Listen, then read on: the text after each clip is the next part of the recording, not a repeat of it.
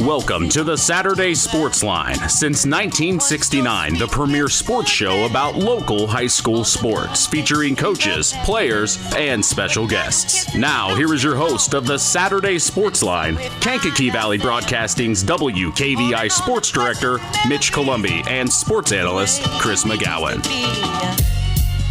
First and 10, ball on the 36, 10:40 to go here in the second quarter. Zach Hanshaw from shotgun takes the snap, fake hands off to Hogan, fires deep. Oh my goodness, and it's going to be caught for a touchdown. Number 5, Kevin Higley. And my goodness, the South Central Satellites are making noise, Chris. Back for more from the Pulaski Memorial Hospital studios. This is the longest running high school sports show in Indiana, the Saturday Sports Line. Mitch Columbi along with sports analyst Chris McGowan. August 26, 2023. Good morning, Chris. Good morning. Week 2 in the books. I tell you what, once it starts, it's like a snowball downhill. That was a lot of fun last night. That first half was it turned into a track meet, a little basketball on grass, and neither team could stop the other team, and just a lot of points in that first half. And then the second half, both defenses settled down and felt more comfortable with what they were reading, and South Central came out on top. 44-22 was the final as the Satellites took down the Culver Cavaliers. Last year we talked last night, the Culver Cavs got the better of the Satellites in both outings. Of course, week 2 last year, and then the sectional semifinal round, 61-0. So the Satellites were prepared last night, and I think they proved that they can play against a good rival in the Culver Cavs. Yeah, I think, Culver, as young as they are, they showed some signs last night of being, they could turn into something special here. Maybe not this year because they're so young, but I tell you what, if they can stay healthy come postseason time, they're going to be a tough out. Well, there are a lot of wins from our area teams. We look around and see the Knox Redskins go on the road for week 2 against Mechaniqua, pick up a big win, 46-36. We were getting score updates from athletic director Neil Minix last night. It seemed like Mechaniqua was kind of sticking around, but the Redskins made it happen. It was 30-14 at halftime, so you kind of wonder how the second half went there. Mechaniqua putting some points up in the second half. Well, we'll have a chance to talk to head coach Russ Radtke in this hour. But next, we look across the way here in Stark County. We see the North Judson-San Pierre Blue Jays cruise along to a 52-7 win. They're 2-0 to start the season. Big win over Caston. Yeah, I'm going to have to give my brother, Danny McGowan, a call, ask him, what's up. You gave up 7 points. You're the defense coordinator. That's unacceptable. So if Coach Lambert's listening right now, I'll take care of that, Coach. Don't worry. It'll be in-house. Jesus. I love it. The Winamac Warriors had a tough week 2. 37-0 was the final against Pioneer. I had mentioned 38-0. My apologies on the social media. But 37-0, 1-point difference. The Winamac Warriors, tough sledding right now as they travel on the road to North White. We'll hear from head coach Josh Burgess at the bottom of this hour. And then finally, the West Central Trojans, big win at home against Lake Station, 58-10 was the final. Every once in a while, I come in and I get on John Harrell's website and I check scores from around the state. And every once in a while, I'll scores that interest me, my kind of a football game. Warsaw last night beat Chesterton 8-6. That's my kind of a game. Well, you were talking about that last night. Right? Yeah, we were drag out fights. Where you're fighting and clawing for every inch. And then there's the game that Nathan Welter would like. We joked about that last night on the air. Westfield beat Lawrence Central last night, 59-58. Jeez. So. Yeah. I'd like to listen to that highlight reel. Right. That game actually went into double overtime. So, but again, just the difference, to me, the perfect basketball game, and I coach girls basketball, would be a 2-0 win, and it's on, and you knock down a 1-1. Sure. But, right. Yeah. Big win for the West Central Trojans. We'll have Marc on in just a moment. He's on the line waiting, but we wanted to look around our other area teams in action. Cross countries, and it's running right now. They are running the 421 run. at West Central. Several of our area teams are involved today. We wish all of our area schools good luck in the 421 run. We look at volleyball. We see the South Central Satellites volleyball team 11-0 right now. They are hot. We talked with Superintendent Ben Anderson at halftime last night during that game. Boy, they are looking good. They are taking on Calumet Christian, then DeMott Christian in a doubleheader. That's going on today. Then the Winamac Lady Warriors volleyball team is at Northfield. That's underway right now. And then finally, the West Central Lady Trojans volleyball team take on South Newton today. That is going on right now as well. As we'll go ahead and bring in head coach of the West Central Trojans football team, Marc. Good morning, Coach. Morning. How are you guys today? Doing great. Now, you got to be as happy as can be. 2-0 on the season. You put up 58 points last night. Explain yourself. How'd that go? Well, we got off to a fast start. We actually do have some things we got to work on, though. Still, as you know, at every game there's positives and there's some negatives. But we had 2 turnovers in the first quarter. Our first drive, actually, we had a great kickoff return by Josiah Rodriguez, returned to 61 yards, set us up in good position. We got inside the 10, and then we fumbled. So defense right away took the ball back, and we got the ball inside the 5, and then we scored a play later. Spencer Lehman took it in, and then defense continued to play really well, and Jacob Pilarski was able to get a touchdown run in. Then we had another fumble. Then quickly the defense, again, got back after it and took the ball away. And we were able to get another touchdown with Connor Marlatt throwing it to Christian Hughes for 33 yards. We added our 2-point conversion on the last 2 scores, so we're up 22-0 at that point. And then the next possession, we blocked their punt, and we returned that for a touchdown, so we're up 30-0 at the end of the first quarter. Wow. And we're playing really well. A lot of good things were happening. Other than outside those 2 turnovers, offensively we were being productive. We were having a lot of good plays. Defense was controlling things and doing what they needed to do. And then second quarter, there's a lot of the same. We added 3 more scores in that second quarter. Defense, again, was doing a great job. I think in the first half we held them to negative 13 yards, I believe, was what we had. Wow. Offensively, we had, I think, 10 different guys carry the ball at some point last night, and we got the ball passed around to 6 different guys. So we got a lot of guys involved last night, but we were up 52-0 at halftime. And then that third quarter, fourth quarter, we got a lot of those young guys in with the running clock. We saw, again, a lot of good things took place. We had a couple of our freshmen. We had one of our short jet passes that Nathan Peter, our freshman quarterback, he got to Caden Gutwine, one of our freshman wings, and the first time they connected on that jet, it went for 54 yards, and we got tackled inside the 10 and ended up not scoring that drive. But the next time they connected, Caden was able to take it in, so we were up early in the fourth quarter, 58-0, and then we continued to do some good things, and we also had some things we got to work on. Tackling was a little bit of a concern at times last night, but overall, a really good job. Everyone got involved. The most carries that anyone had last night was 3, actually 4. Whoa. Sorry, 4. Really? We had a lot of guys with spread it around and not a whole lot of contact by anybody, and just a lot of guys contributing to the win last night. Same thing with receiving. We had 2 guys that had more than 1 there. So I mean, it's just a lot of guys got involved last night. Defensively, a lot of guys were flying around. Dre Villarreal led us again in tackling last night with 9 total tackles. He ended up being in on 3.5 tackles for loss. Christian Hughes, as mentioned, he recovered the block punt and ran it back. He also had half of a sack, had a fumble recovery. Blake Hughes had 2 tackles for loss, had 5 total tackles. He caused the fumble. So we had a lot of guys just doing a lot of good things all around the field for us last night.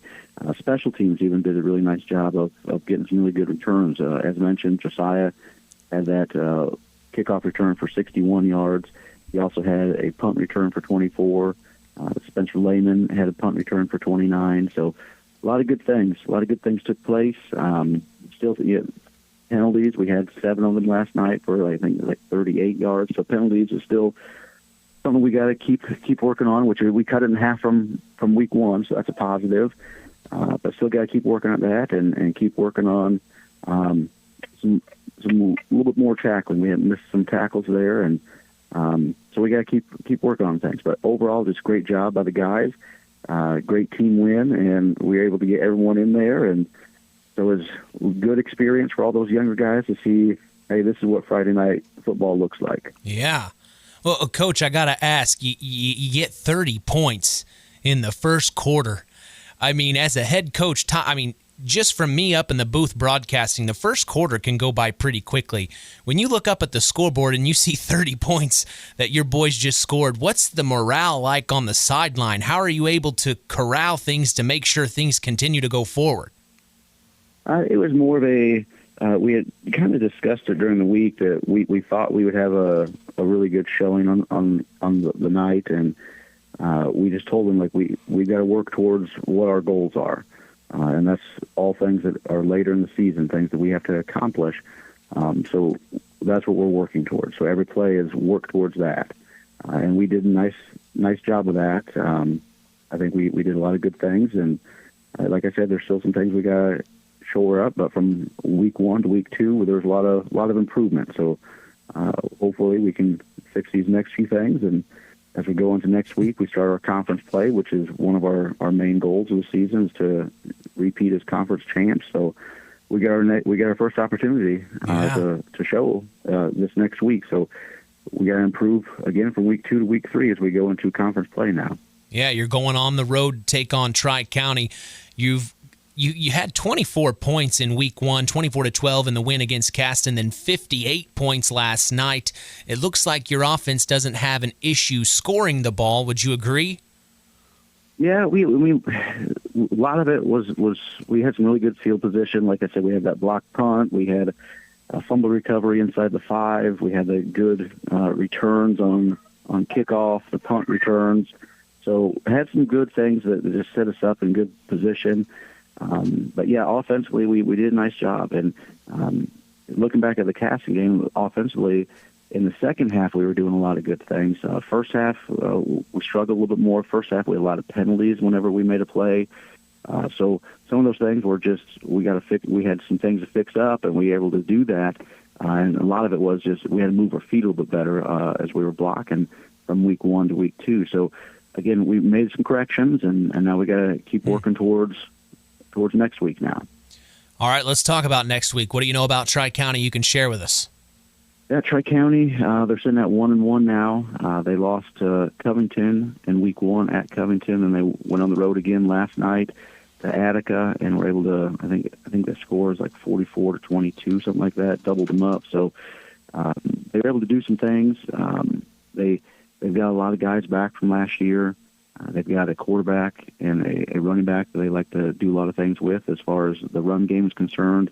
They do like to occasionally drop back and try to throw some deep passes. So we just got to be ready. We got to be fundamentally sound with what we're doing on the defensive side, and corners can't fall asleep. And we got to go over there. This should be their first home game of the year. So we got to be ready for that. They're going to be excited to play.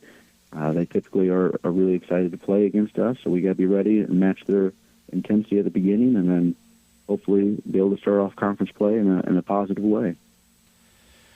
Yeah, I just when we came to practice earlier in the season, and you and I were talking heading out to the practice field. I could see the little gleam in your eye about the skilled guys you had coming back. You were just worried about being able to create holes for those guys. Talk about the guys up front that are getting it done for you. You're averaging 41 points a game here in the first 2 weeks. So obviously getting it done up front. Talk about the offensive line and who has stepped up for you. Up front, we've got left tackle Zach Gilger, who's a senior that was a guy that has started at different time points in the past. So he was a guy that we knew we were going to be able to get some good things out of.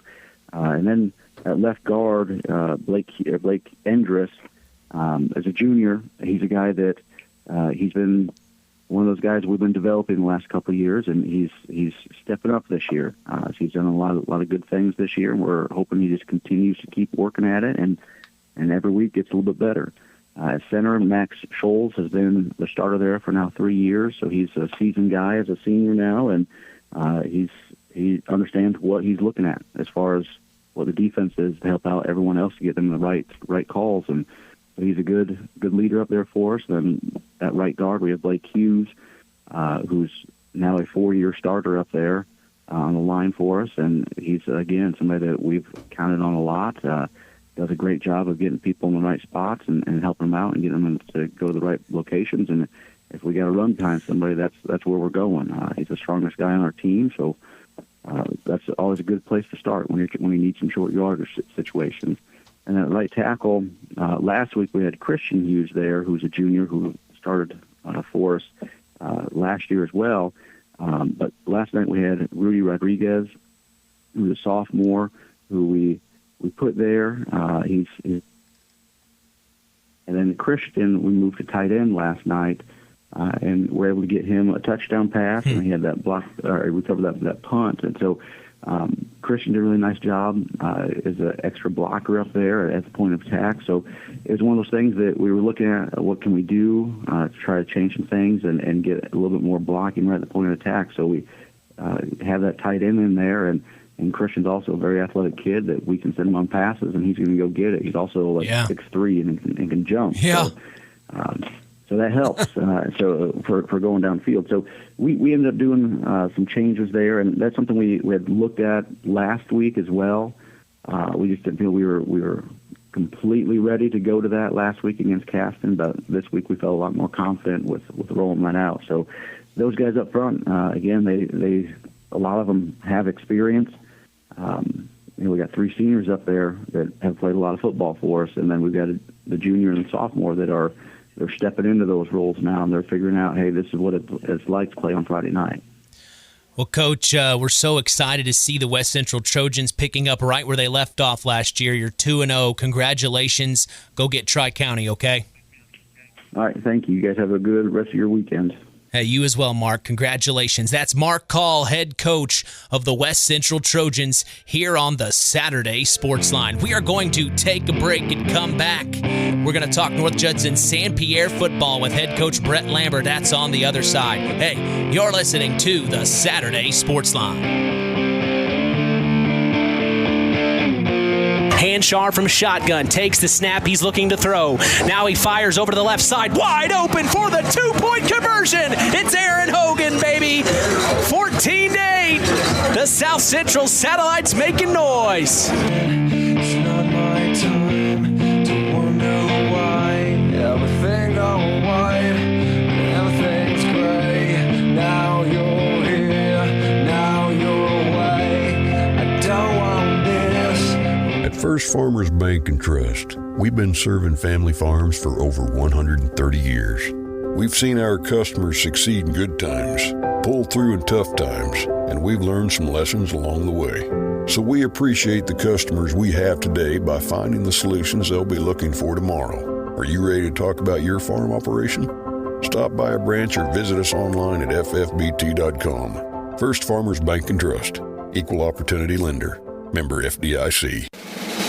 Stay tuned for more sports talk with Mitch Columbi and Chris McGowan on the longest-running high school sports show in Indiana, the Saturday Sports Line. The Stark County Co-op has been a member-owned farm services co-op in Stark County since 1928. That's over 90 years, and they're still providing the same quality agronomy services to the farming community of Stark and surrounding counties. The Stark County Co-op is an LP and fuel provider. The Stark County Co-op purchases grain at both locations, Hamlet and Brems. You can reach them by phone at 1-800-782-3392. This presentation of our area's local high school sports is sponsored by Pulaski Memorial Hospital in Winamac. Pulaski Memorial Hospital is dedicated to providing excellent health care to improve the health and quality of life for the people and the community they serve. They will meet the community's needs and exceed their expectations by creating the best possible healthcare experience. For more information of the services they provide, call 946-2100. Let's continue the conversation with area high school coaches and more on the Saturday Sports Line. First here as McEwen takes the snap from shotgun. That's definitely Binion as he's running up the right side trying to get the touchdown, and he does. Big time touchdown for Ethan Binion and the Culver Cavaliers as they tie things up. Stops the clock at 14.3 seconds. It's 6-all here in Union Mills. From the Pulaski Memorial Hospital studios, this is the Saturday Sports Line. Mitch Columbi, sports analyst Chris McGowan. It's time to talk to an old soul in a new world. Brett Lambert from North Judson-San Pierre. How are you, Coach? I can't control him. I'm sorry. Doing all right. I kind of didn't expect that introduction. I kind of like that. His pay grade is a little bit higher than mine. I'm sorry, Coach. Coach Lambert, how are you today? Yeah, doing good. We had another victory last night, so you're always happy when you got that. So we're 2-0 on the season, and even probably more important, 2-0 in the conference. And we got out of the game with we had a few nicks here and there, maybe a sprained ankle or a couple little injuries, but otherwise we got out of there injury free, at least any big injuries. So yeah, it was a good night. Well, let's talk about it a little bit. We got score updates throughout the first quarter. It seemed like you guys must have got out to a quick start. Let's talk about how that worked out for you. Yeah, so we were up, I think, after the first quarter, 20-0. We had a big punt return in there. I think that was our second touchdown. That was from Trey McGowan. Just a great punt return, and it was set up. Actually, his dad, Danny's the one who, was in charge of, or is in charge of our punt return. Being the defensive coach, we like to have the defensive coach be the guy because your defense is really still out there. Be in charge of it, and he set up something, and it worked very well. So so the McGowan household gets all the credit for that, but we also got some people blocking on that as well. So that was really nice. But no, we got after it early in the first. I felt like in the second quarter that we didn't. I don't think executed very well because it felt like after the first, we're going to be able to roll a little bit here, and then we didn't. We bogged down a couple times in the red zone in the second quarter, and then Caston actually got on the board. So what we thought could have been I don't want to say easy, but just a contest that we could put away in the first half. Next thing you know, it's 20-7, and we end up scoring to put it up 27-7 before halftime on a big throw from Josiah to Cole Wilcox. But again, and that.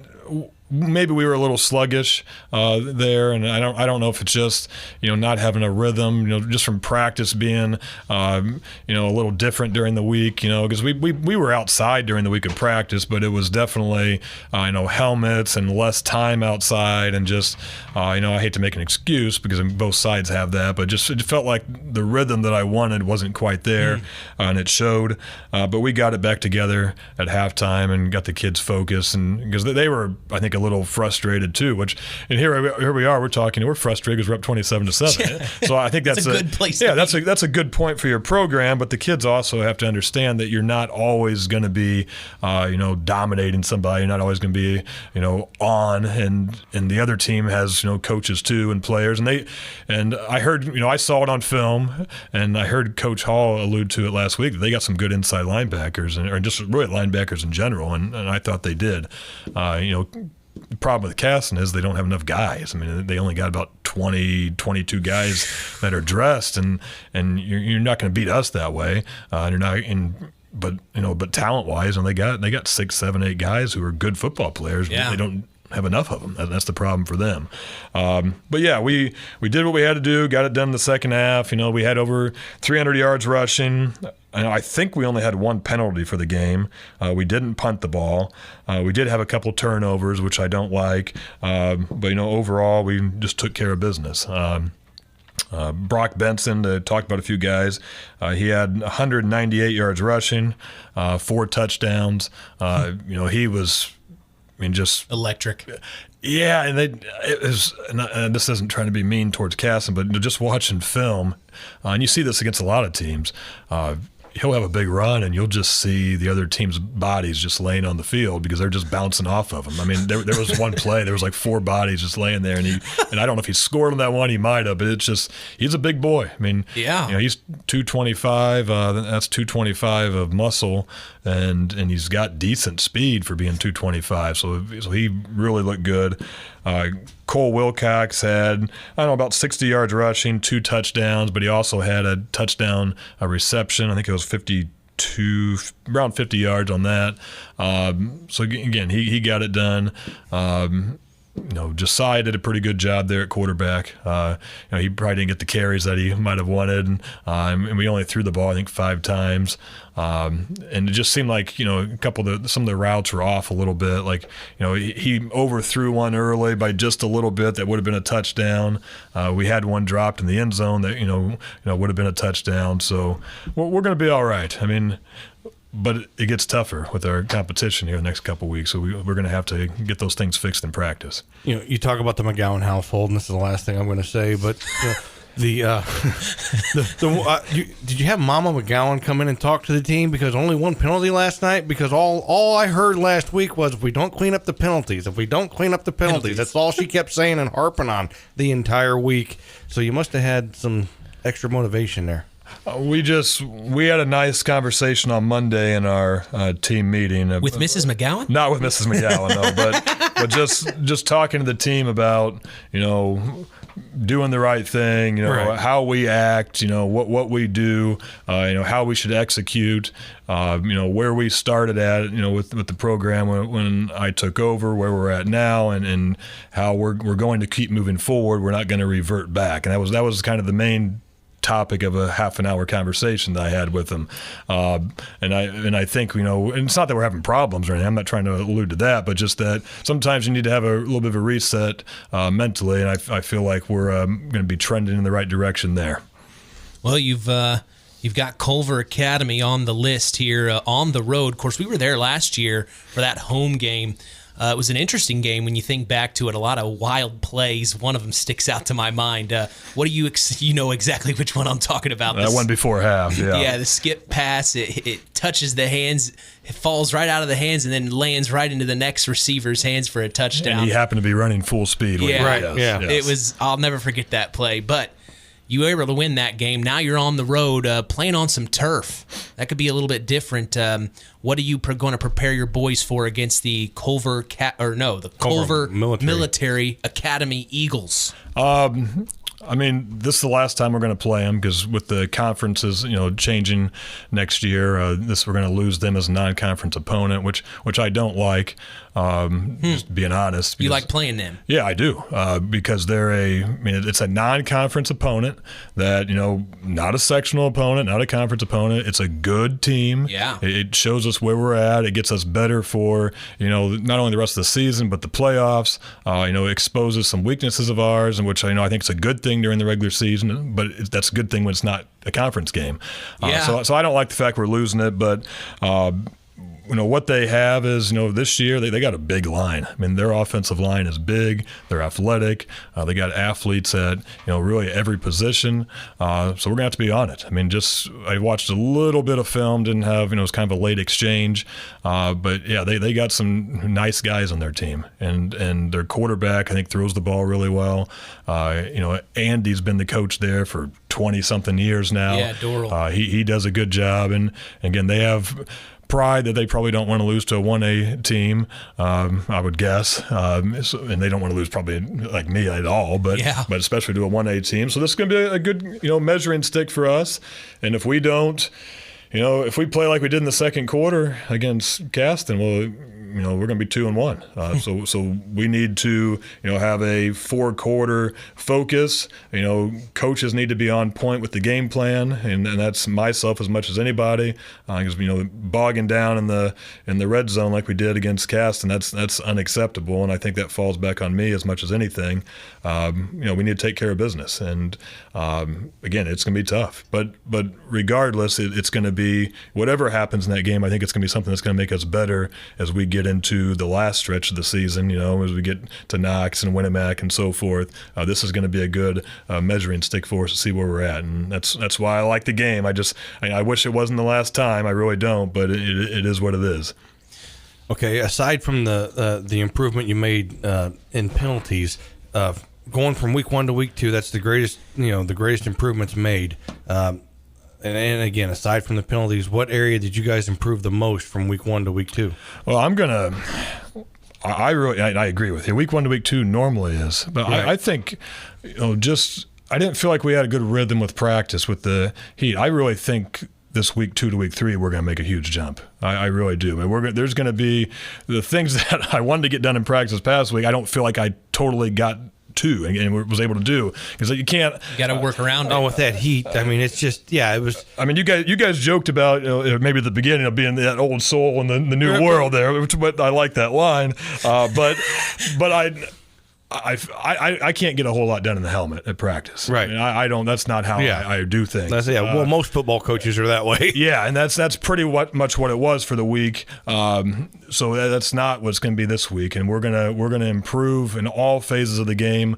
So I really expect a big jump from week 2 to 3, probably more so than we got 1 to 2, because I don't think we improved as much as we should have. I'll just say that. But you're creatures of habit. All coaches and players, you like a set routine. You know what you're going to get into every single night. Tuesdays are, most times are offensive nights. I don't know if you guys do offense and defense on Tuesdays now, but usually I throw a bone to the defense. Right. So get some, Yeah, but usually on Tuesdays it's predominantly an offensive emphasis. Wednesdays are defensive emphasis. Thursday you button everything up and tie it up, have a nice team meal. But when Mother Nature throws a monkey wrench into the machine, it kind of messes things up, and it can mess up the rhythm. Yeah, and like I said, I'm not trying to complain too much. Right. Just that I just don't feel like we probably improved as much as we should have there, and maybe that's my fault. But trust me, if that's my fault, I'm going to make sure. And I'm going to say something here too, and if the kids are listening, that comes from the players too, and taking leadership and ownership and understanding situations and how, hey, this is different, but we still got to stay focused. Yeah, absolutely. And again, weather should not be an object and it gets in your way. That's a mental thing there, and I've talked about that before in the past. We can't let that be an excuse. Play with the elements. Play with the elements. And whether it's a monsoon. Let's talk about this for a second. How about, this is Indiana football. I mean, here we are. We're in the first part of the season. 98 degrees out at some of these days. You saw us last year in a semi-state game against Adams Central. The wind chill was about 0. Okay, right. So that's how the football season can go. And I'm also a track coach. So track coach, or as a track coach, we start. It might be 38 degrees for the first meet. Then you get to regionals or state, and it's 95. So it's just I don't know what those basketball coaches do in a gym. It's just all acclimated. Sorry, Chris. It's the same temperature all the time. But it's great, man. It's great. You should try it. I coach 2 sports. My 2 sports, you don't know what the weather's going to be. You have no idea. And you can't control it. Coach, you're telling the AD, Chris, to turn the air up a little bit in the gym. But it's great, man. Oh, wow. It feels great. Man, I'm just going to go home now. I'm going to take my ball and go home. Coach, I appreciate you coming in. Big win over Caston. Good luck against Culver Academy this coming Friday. Thank you. I appreciate it. All right, that's head coach Brett Lambert of the North Judson-San football team here on the Saturday Sports Line. We're going to take a break and come back. We've got Knox Redskin head coach Russ Radtke, in the lobby. He's waiting. You're listening to Kankakee Valley Broadcasting's WKVI. Takes the snap, hands off to Jack Rogers up the middle, spinning around, and he's going to get the touchdown. Jack Rogers on another Culver Cavalier touchdown as they inch closer. Under 2 minutes to go here in the second.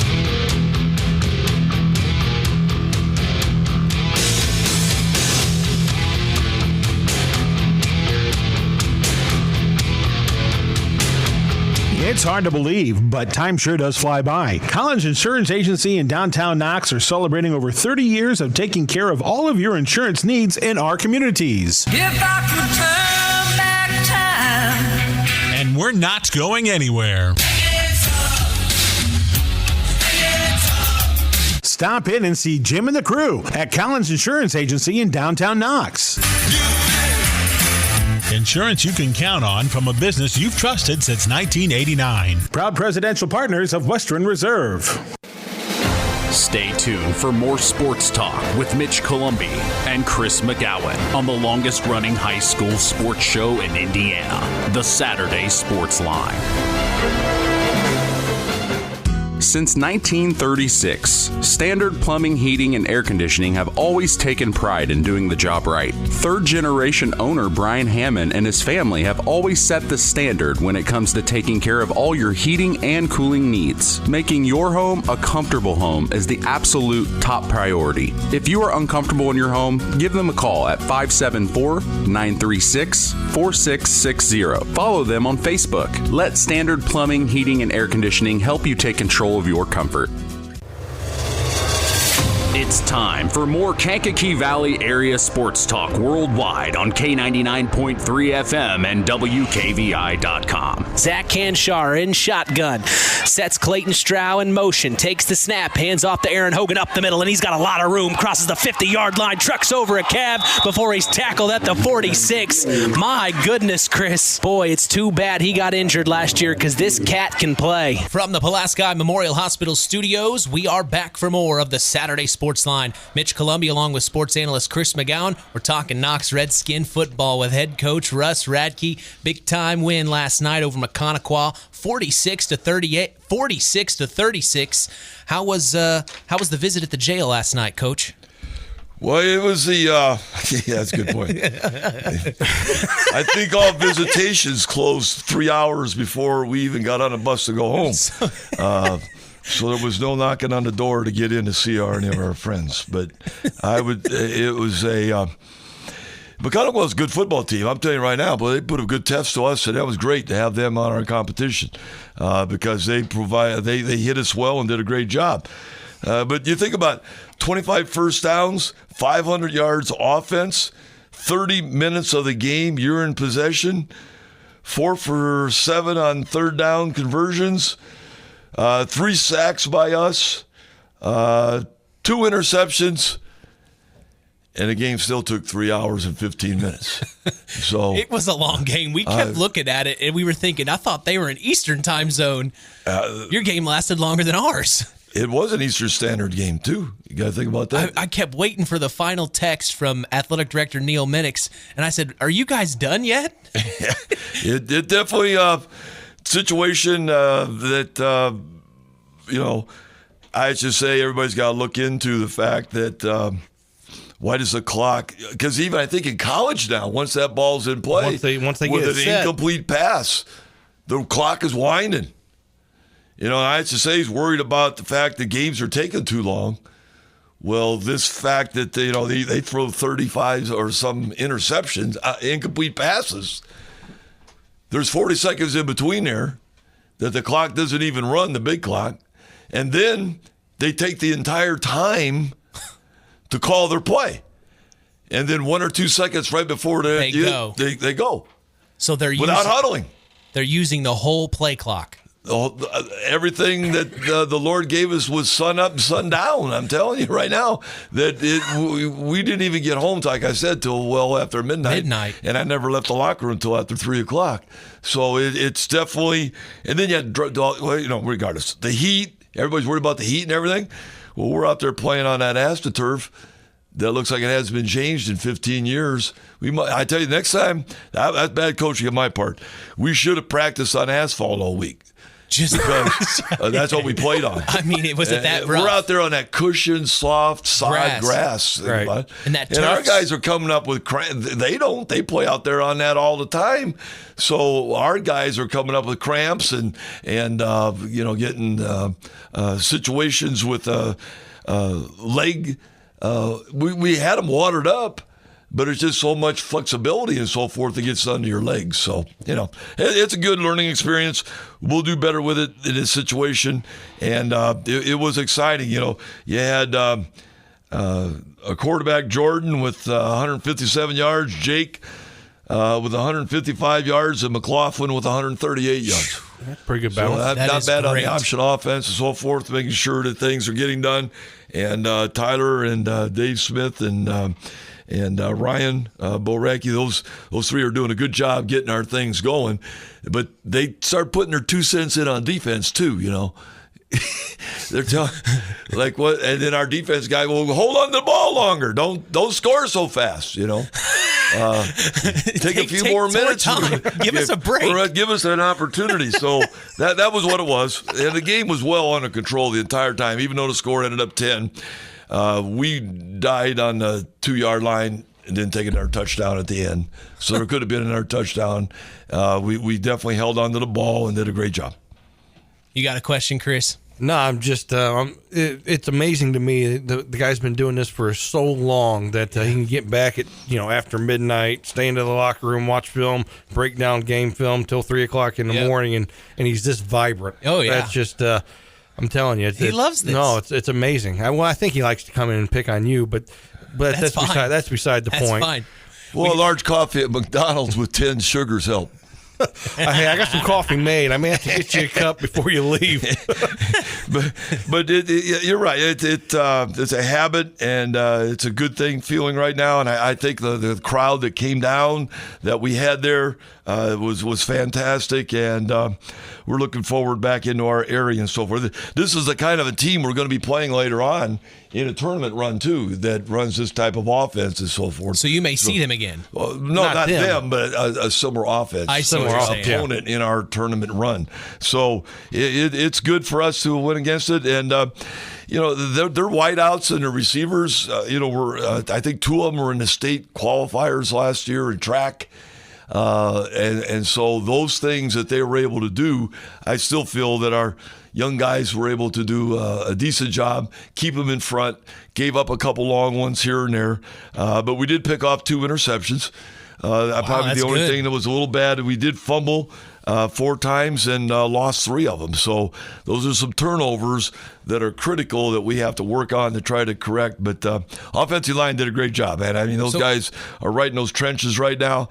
They didn't let the quarterback get sacked, and they did a great job of making sure that when I was talking about passing, wasn't I? Yeah, I was about to say, did you say you threw interceptions or you caught or you made interceptions? Well, he picked off 2 passes, but then on offense, he said they fumbled 4 times. But we did complete. It looks like on here that we did complete 2 passes too.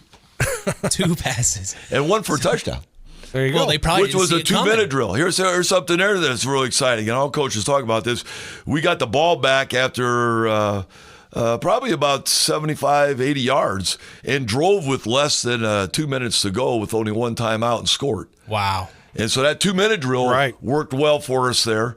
Couple passes in here and there, and then making sure that the big play could take place, but the running the ball, making sure you get out of bounds or, killing the clock, whatever you got to do. I thought our 2-minute drill worked quite well in that situation. Well, you've got Culver coming up in week 3. We're going to be there for that game on the road. Back-to-back road games. What do you know about Culver, and what are you going to prepare your boys for? Well, I would. Our boys are going to be aggressive in all situations of looking forward to the opportunity to see an offense that maybe is a little bit similar. Because with the new stuff at Culver, they're throwing the ball and making sure, I'm sure, to get into the wideouts. He was at John Glenn, did a great job there, and he'll get the program going the way he wants it to be used. We'll make sure that our guys come through with standards that are set, and making sure that, we can't look at the fact, hey, this team might be 0-2 right now, but those are the teams that are hungry, and those ones you got to really be ready for. And make sure your specialty teams do a great job. I mean, even our specialty teams last night, we had a tee out there that was the wrong type to kick off on turf. And as a result of it, when we changed to a different tee and got him with it, he put 2 of them in the end zone. So, it's too high, the ball's too high because it's not in the grass, right, and it's setting down. So those are the type of things you got to make adjustments with. And we'll have a good week practice and making sure that we're always going to be. Don't get scared. We're not going on asphalt this week, okay? Because I don't think Culver. We're going to Culver, not Culver Military. We're not going to Notre Dame's turf field at. By the way, they got a game this week. They do. They're in Ireland this week. I'll be darned. Yeah. Are they playing someone from Ireland?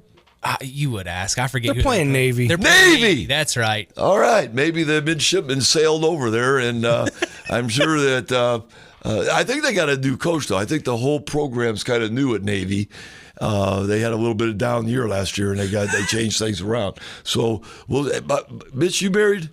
Not yet. If I got there, everybody, lady out there, this young man's looking for an opportunity for a soulmate, and this is an opportunity that we'll put a challenge out. What do you think? Huh? There you go. Put a challenge out. My wife drove all the way down there, 110 miles, whatever, from Valparaiso, and we've been together for 51 years. So I think these things all work out together, and then maybe we can find something for Mitch, right?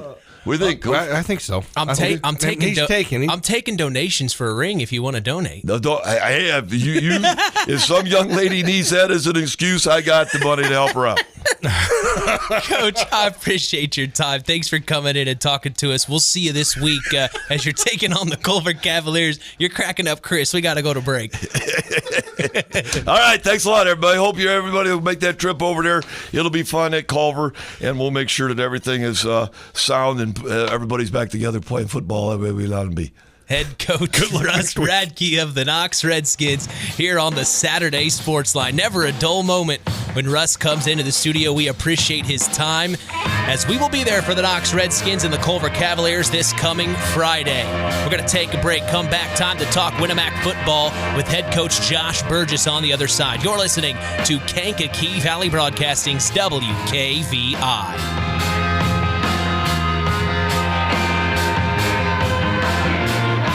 Hanshar from shotgun takes the snap. Here come the Cavs. Oh, my goodness. Hanshar's going to have to tuck and run. Now he breaks out to the right side. He's going to cross the 40 to the 35, 30. He's going to get the first down and more to the 20, to the 15, 10, 5. Zach Hanshar, baby. Touchdown, South Central. And they go up more. What a play by Zach Hanshar with the Cavs coming, Chris.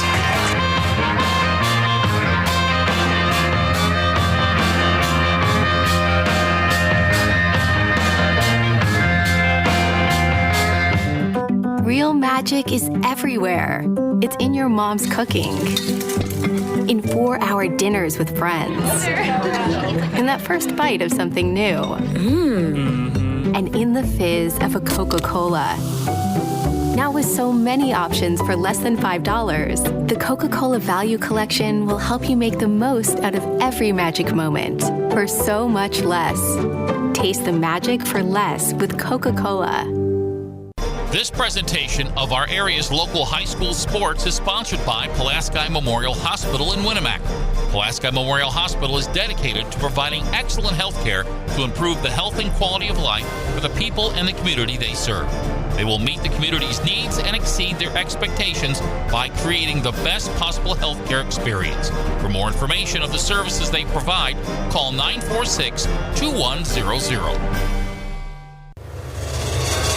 The Saturday Sports Line continues with Kankakee Valley area coaches and special guests. Here's Sports Director Mitch Columbi. As here is a run up the middle, and the Satellites believe there's a fumble on the play, and there is. The Satellites pick it up, and they are going to have a turnover. Oh, my goodness, what a play, Chris. Back from the Pulaski Memorial Hospital studios, this is the longest-running high school sports show in Indiana, the Saturday Sports Line. Thanks to our very own Harold Welter. Shout out to Harold. Hope he's enjoying his weekend. As I've got sports analyst Chris McGowan with me, we're talking Winamac football with head coach Josh Burgess. Good morning, Coach. Tough loss last night, but we're so glad you're here and gracious with your time. Yeah, I appreciate you guys' time. How are you guys this morning? Well, I'm feeling like we have a little bit more control now that Russ is gone. He's trying to get me married, Coach. I heard him. We lose all control when my that guy girlfriend's walks trying in. to get me married. Everybody's trying to get me married. Hopefully to her. We're getting good at this, guys. Yeah, all right. Okay, back to Warrior football. Back to Warrior football. Tough loss last night against Pioneer. You said last week, you guys are learning right now. It's a new system. There's new things that have come into play. You've got young guys on this team too. And then also with the injury, we have to note Jaden Jones, we talked about last week, had to go through concussion protocol. One of your main players, he couldn't play last night. give us an update on him. How's he doing? Yeah, a lot better. Got back to school midweek. He's been headache-free the last couple of days, so we're going to start him in with the return-to-play process. When we get back on Monday, I'll probably throw him on the bike and weights class a little bit, see how that goes, and then just up it a little bit. So there's an outside chance that he might get cleared this week. I think probably realistically it's probably going to be one more week, but hey, we'll see how he progresses through that, and then we'll let the doctors make the call, and we'll go from there. So good news is they got him out of the hospital last week. It was late, and a lot of things have checked out fine. So really happy for him and his family. Could have been a lot worse than what that was. Well, and then you'll get Allen back. Yeah, Addison Allen comes back. Good. This week too. So those two kids are big skill kid guys for us, and they help us offensively and defensively. So we're going to start to get a few kids back. Tucker Fox, who was a starter for us last year, didn't think he was going to play. School started, hey coach, I think I want to come back out and play. So he's got one more game before he's got his practices in and things taken care of. So over the next couple of weeks, we're going to start to get those kids back, and that helps us. Those are good players for us, those are starters for us, but it also helps with our depth, which is a major concern for us right now. Well, and you'd kind of alluded to that in the summer when I'd stopped by for practice. The numbers were maybe a little lower than what you had anticipated.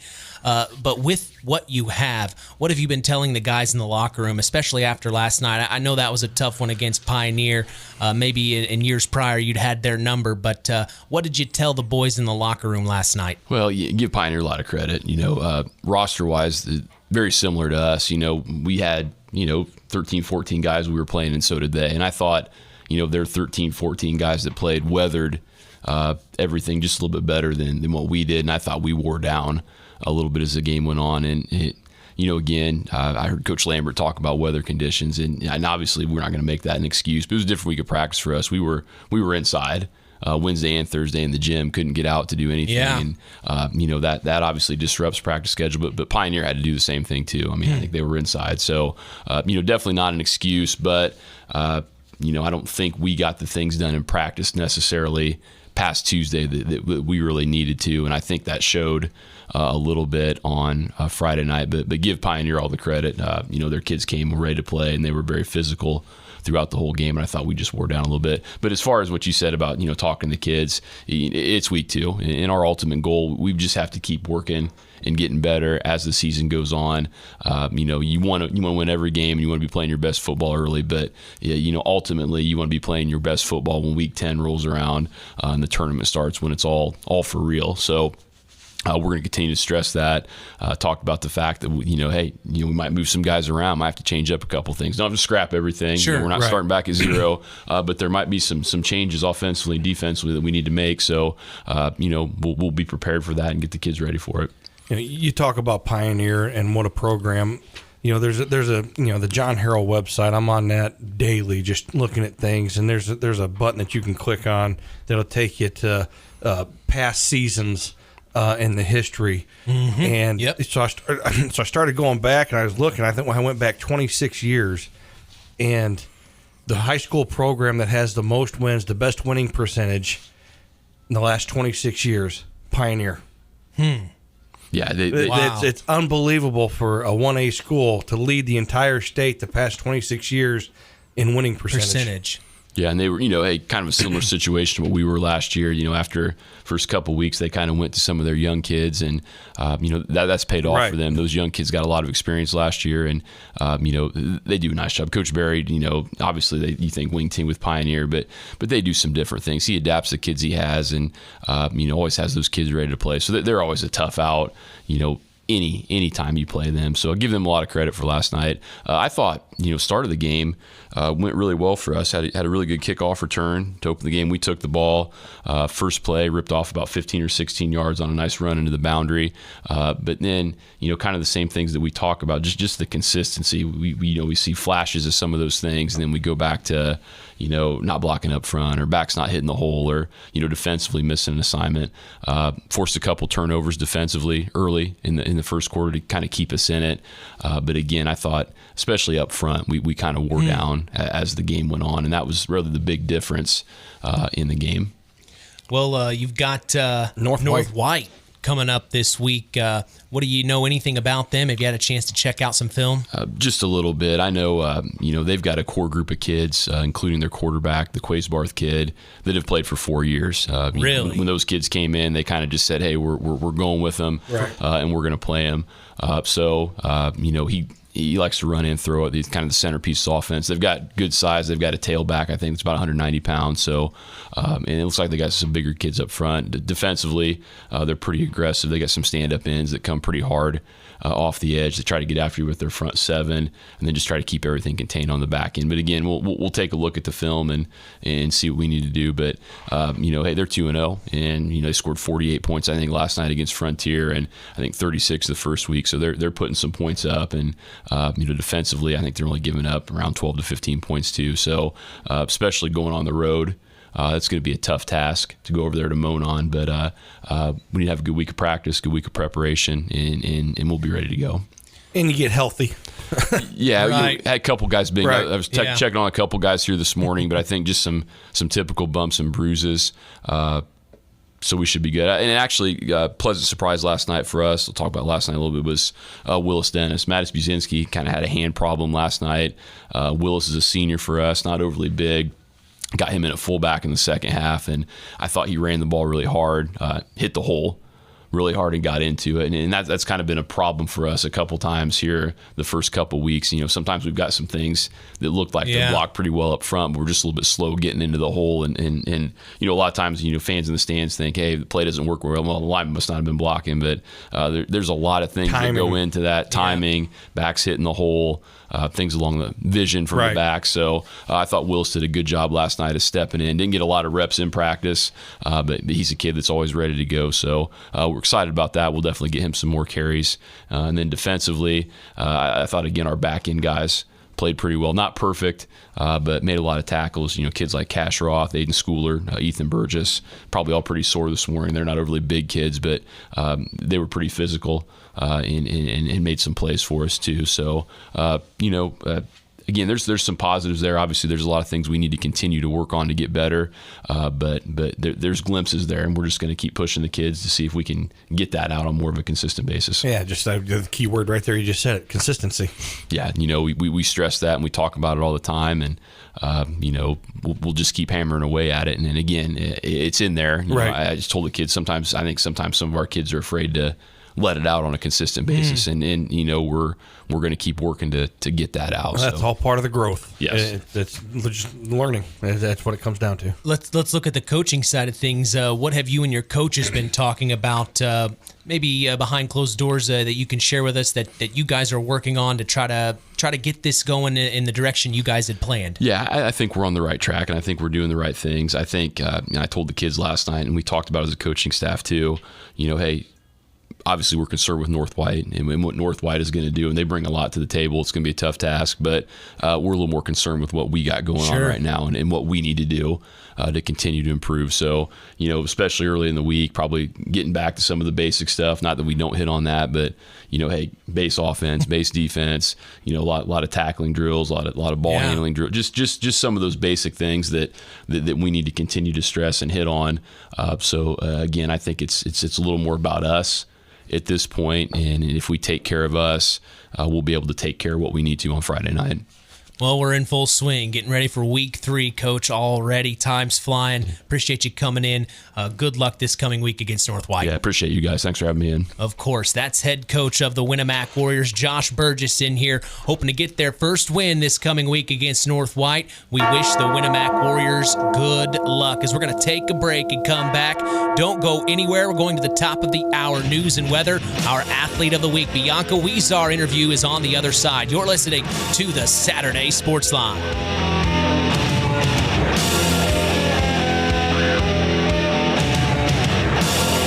Takes the snap, hands off. Oh, it's a fumbled handoff. Now he picks up. Oh my goodness, Zach Hanshar now cutting across to the 40. Now he's tackled at the 38. Handed off to Aaron Hogan. Hogan dropped it, and then pouncing on it was Zach Hanshar to save the day.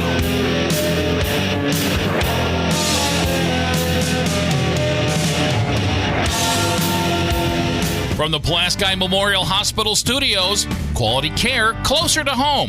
You're listening to WKVI FM 99.3. Knox, North Judson, Winamac, playing the best of vinyl gold. A service of Kankakee Valley Broadcasting. Fox News, I'm Samantha Leapman. Excessive heat still blanketing the South. As the plains and upper Midwest get some relief from triple-digit temperatures this week, it'll still hit the mid-90s from Wichita to western Kentucky, with triple-digit temperatures across the South, from western Texas to the Florida Panhandle. And as health experts warn people to take precautions, drink plenty of fluids, or stay inside and cool. Fox's Jeff Manasso, and some storm activity in the Gulf of Mexico could lead to the next named storm of the hurricane season. The national average for a gallon of gas dropped 4 cents since last week, now at $3.82 a gallon. This despite growing gas demand. That's according to AAA, which warns it may not drop much more ahead of Labor Day. And that due to increased demand and market volatility, especially with an active hurricane season. America is listening to Fox News.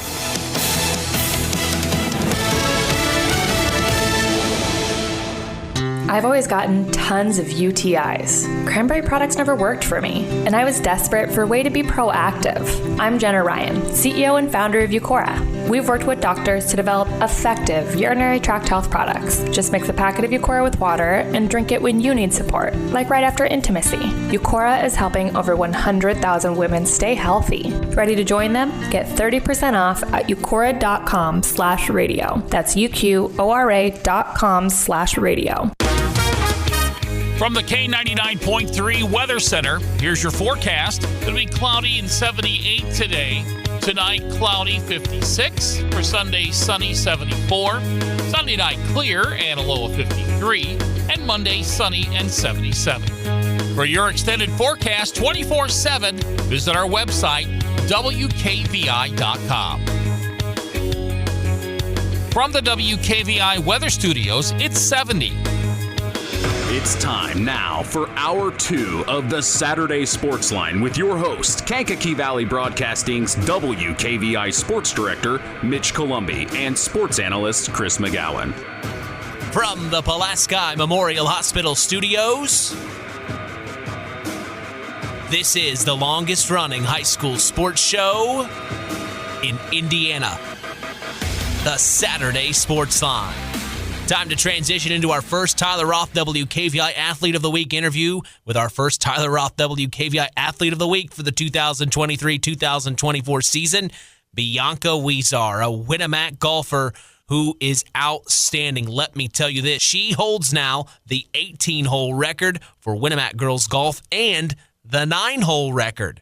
Here's my sit-down interview with senior Winamac golfer, Bianca Huizar. All right, here we are. First one of the year, our Tyler Roth WKVI Athlete of the Week. Once again, Bianca Huizar. It's deja vu for me, Bianca. I can't believe we're back for another interview, but you had a goal in mind you told me about last year. Not only were you able to get that goal, you also had another goal. I mean, it's just unbelievable what you've been able to do on the golf team here at Winamac. First off, I got to ask, how did it feel when you finally were able to break that 18-hole record and score a 77? It was actually really surprising, like the first time that I went out and I broke it with the 78. I wasn't even really expecting to do that well. It was just kind of throughout the day, I was like, well, I'm playing pretty good so far, so we'll see how it goes. And kind of nerves towards the end, but I mean, right after it, I was just super happy. It's so much hard work and everything over the summer and the winter to try to get to that point. So, yeah, I was very, very pleased with that. What did some of the teammates say to you? What'd your coach say? Just in general, what was the message that you were getting from your peers that day? Well, they were all super excited for me, and they all really enjoyed like me being happy for myself and all that, and they acknowledged like all the work that I put into it all the time. And so yeah, all of them were just very excited for me and congratulating me, and it was super nice. Well, and then it wasn't too much later you were able to get the 9-hole record, so now you own the 18-hole record here at Winamac and the 9-hole record when it comes to girls golf. As a Winamac Warrior, that must make you very proud to know. Yeah, it does, definitely. Well, tell us your parents' names. So my dad is Antonio Huizar, and my mom is Abby Berger, and then I also have stepdad Jake Berger. And talk about the support system that they must be for you. Yeah, it's awesome. They always are the ones taking me out to the golf course every night when I want to practice. They're always the ones that are providing lessons for me and getting me to places that put me in the position to be able to do the stuff that I can do throughout the season. Well, golf is still in full swing, no pun intended. I mean, it sounds like your eyes are set on even more. What do you have in mind for yourself and this team here in this golf season? Yeah, I think our team is improving really well over the year. There's a couple of other things we probably need to work on, but I'd say probably I'm looking forward to trying to look after our 4th conference title this year. That would be an awesome goal, to win it all 4 years. And then after that, it's just making it out of sectionals. And I think with how much work we're putting in, I think that's very possible for us to accomplish. Well, you're in your senior season. When you look back at all the years you've been here at Winamac and been in athletics, I'm sure you're kind of maybe reminiscent of a year. You're thinking back of all the good things. Is there anything that comes to mind you can share with us that you really appreciate over the last 4 years here at Winamac? Yeah, I just think in general, like the support system and all the things, like from the golf course especially, like they're always super open to us, like using golf carts out there and practicing on whatever holes we want to practice on. And yeah, just like the golf course is super nice, and we just have a really good support system here for people wanting us to do good out on the golf course every day. So, well, we talked a little bit before the interview. You had mentioned you're thinking you may play golf in college, or thinking about it. If you can share with us anything, what would you like to do at the next level if you were able to play golf? Yeah, I think honestly I would want to try to do my schooling and golf at the same time, and then probably try to get some scholarships to be able to go to some place that would accept me. And yeah, I think it'd be really fun to be, surrounded by people who are very talented. It's always fun to play around people that are very, very talented. So I think it would be very fun to be at a level like that and also pursuing college. Well, let's wrap up your senior year. What do you want to see happen for yourself the rest of the way this season? I think my personal goals is maybe to still improve on the little things and like keep up with what I have going right now.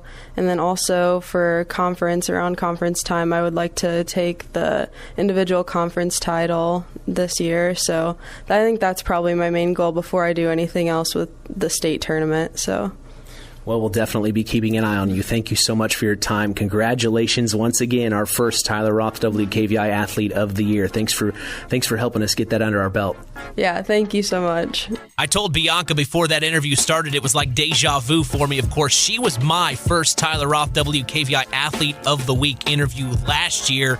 I definitely felt a lot more confident coming into this interview, and so glad she was gracious enough with her time to sit down with us yet again, as we are going to take a break and come right back. We're going to talk with head coach of the Winamac girls golf team, Jeremy Schell, on the other side. Don't go anywhere. You're listening to Kankakee Valley Broadcasting's WKVI.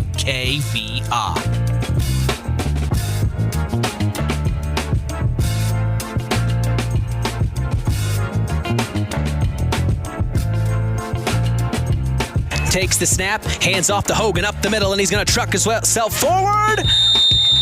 And he gets the touchdown.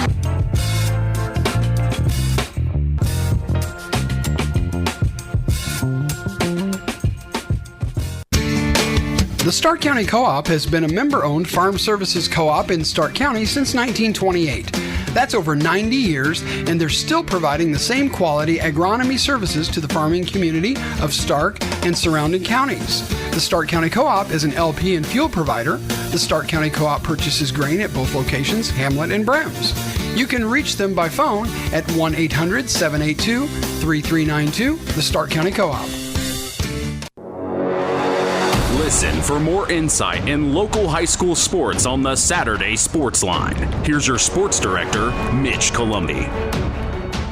Back from the Pulaski Memorial Hospital studios, this is the Saturday Sports Line. Boy, what a great interview that was with our Tyler Roth WKVI Athlete of the Week, Bianca Huizar.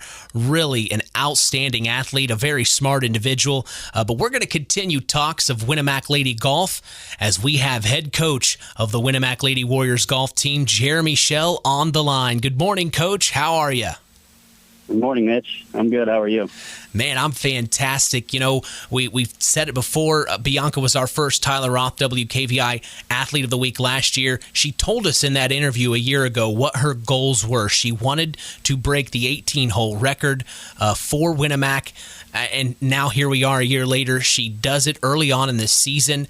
And I know you don't just have Bianca on your team. You have several other golfers on this Winamac Lady Warrior golf team. But just to touch base on Bianca for a second, what does she mean to your program? Yeah, she's just a real special player. She works really hard. She's got a level head. She keeps her cool on the golf course. And she just kind of leads the team. Everyone follows her lead. And really, it's her work ethic. I mean, she's worked her butt off to get where she is right now. Well, and I'm sure you've had a hand in it. Of course, you're coaching by yourself. It's a lot of commitment, a lot of work that you have to go through to make sure that these golfers get what they need. What pride do you take out of that, being a head coach of a golf program? Well, we kind of make a joke because there's been a lot of good people backing Bianca along the way, and I just starting this year, I make a joke that I'm just her bus driver at this point. But it's been fun, but hats off to her. A lot of her success is from her hard work, and again, she's had a lot of really good people backing her along the way. Well, talk about golf for yourself. What does golf, the sport of golf, mean to Jeremy Schell? Yeah, I just love the game. You could say that I'm addicted to it. Every chance I get, I'm out playing and being out there trying to pass along what I've learned along the way to these kids. It's just fun. Well, talk about some of the other players. I know it's not just Bianca. Who else has stood out to you here in the early going this season? Yeah, we've got a pretty good team. Olivia Link is our number 2, and she's a great ball striker. She's just trying to find ways to score better. And we had a meet the other night, and she shot a 40 on the back 9 at Moss Creek. So she's kind of coming into her own. So I look for some good things from her going forward. And then we got Maggie Smith in there. She's just a pure athlete. I mean, she gets around the golf course just from athleticism. So. And then Sierra Haschel is also in our top 5. She's coming along pretty good too. We look for her to continue to get better. And then another senior is Ashlyn Jennings, and she's kind of the same way as Olivia. She's a good ball striker. We're just finding ways to clean up some of the things she's doing and post a little better scores. Well, I know we've talked a lot of good that is going on with your golf program. Of course, we've been announcing it on the Saturday Sports Line before last week, and then, of course, throughout the sports checks. But what are some things that you've seen that you just mentioned, clean it up? What are some of those things that you can share with us that you really want to hone in this season to get your club where you want it to be? Yeah, mainly short game. I mean, the thing I see that a lot of kids struggle with, and not just from Winamac, is probably 50 yards and in, and putting is a big one. So that's what we're going to focus on going forward and try to, save some strokes around the green. Well, what does it mean to be coaching at Winamac? Yeah, it's pretty special. I took on the boys program last spring, and it was a good time. I really enjoyed that. We got some good kids on that side. But I've got 2 daughters. My oldest daughter has really, really gotten into golf, so I'm really looking forward to getting the program, going and ready for her generation to come through. Well, I got to give a big shout out to your wife. Of course, she works at Web Printing and JT Shirt Shack. She makes us look so professional down on the sidelines. We have gotten so many compliments on these shirts that she's embroidered for us, her along with Tina. But I'm glad we were able to connect the dots here, Coach Schell. It means a lot that I'm diving into this community. A lot of good people in this area, and I sure do appreciate you hopping on here and chatting with me about your golf team. Yeah, absolutely. I appreciate you having me on. All right, that's head coach Jeremy Schell of the Winamac Lady Warriors golf team here on the Saturday Sports Line. We are going to take a break and come back. We are going to have head coach of the Culver Cavaliers football team, Austin Foust, on the other side. Don't go anywhere. You're listening to Kankakee Valley Broadcasting's WKVI.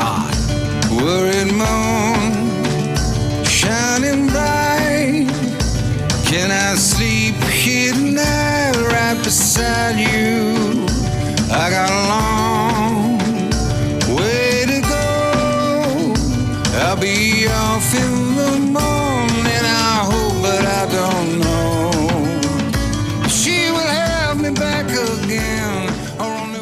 This presentation of our area's local high school sports is sponsored by Pulaski Memorial Hospital in Winamac.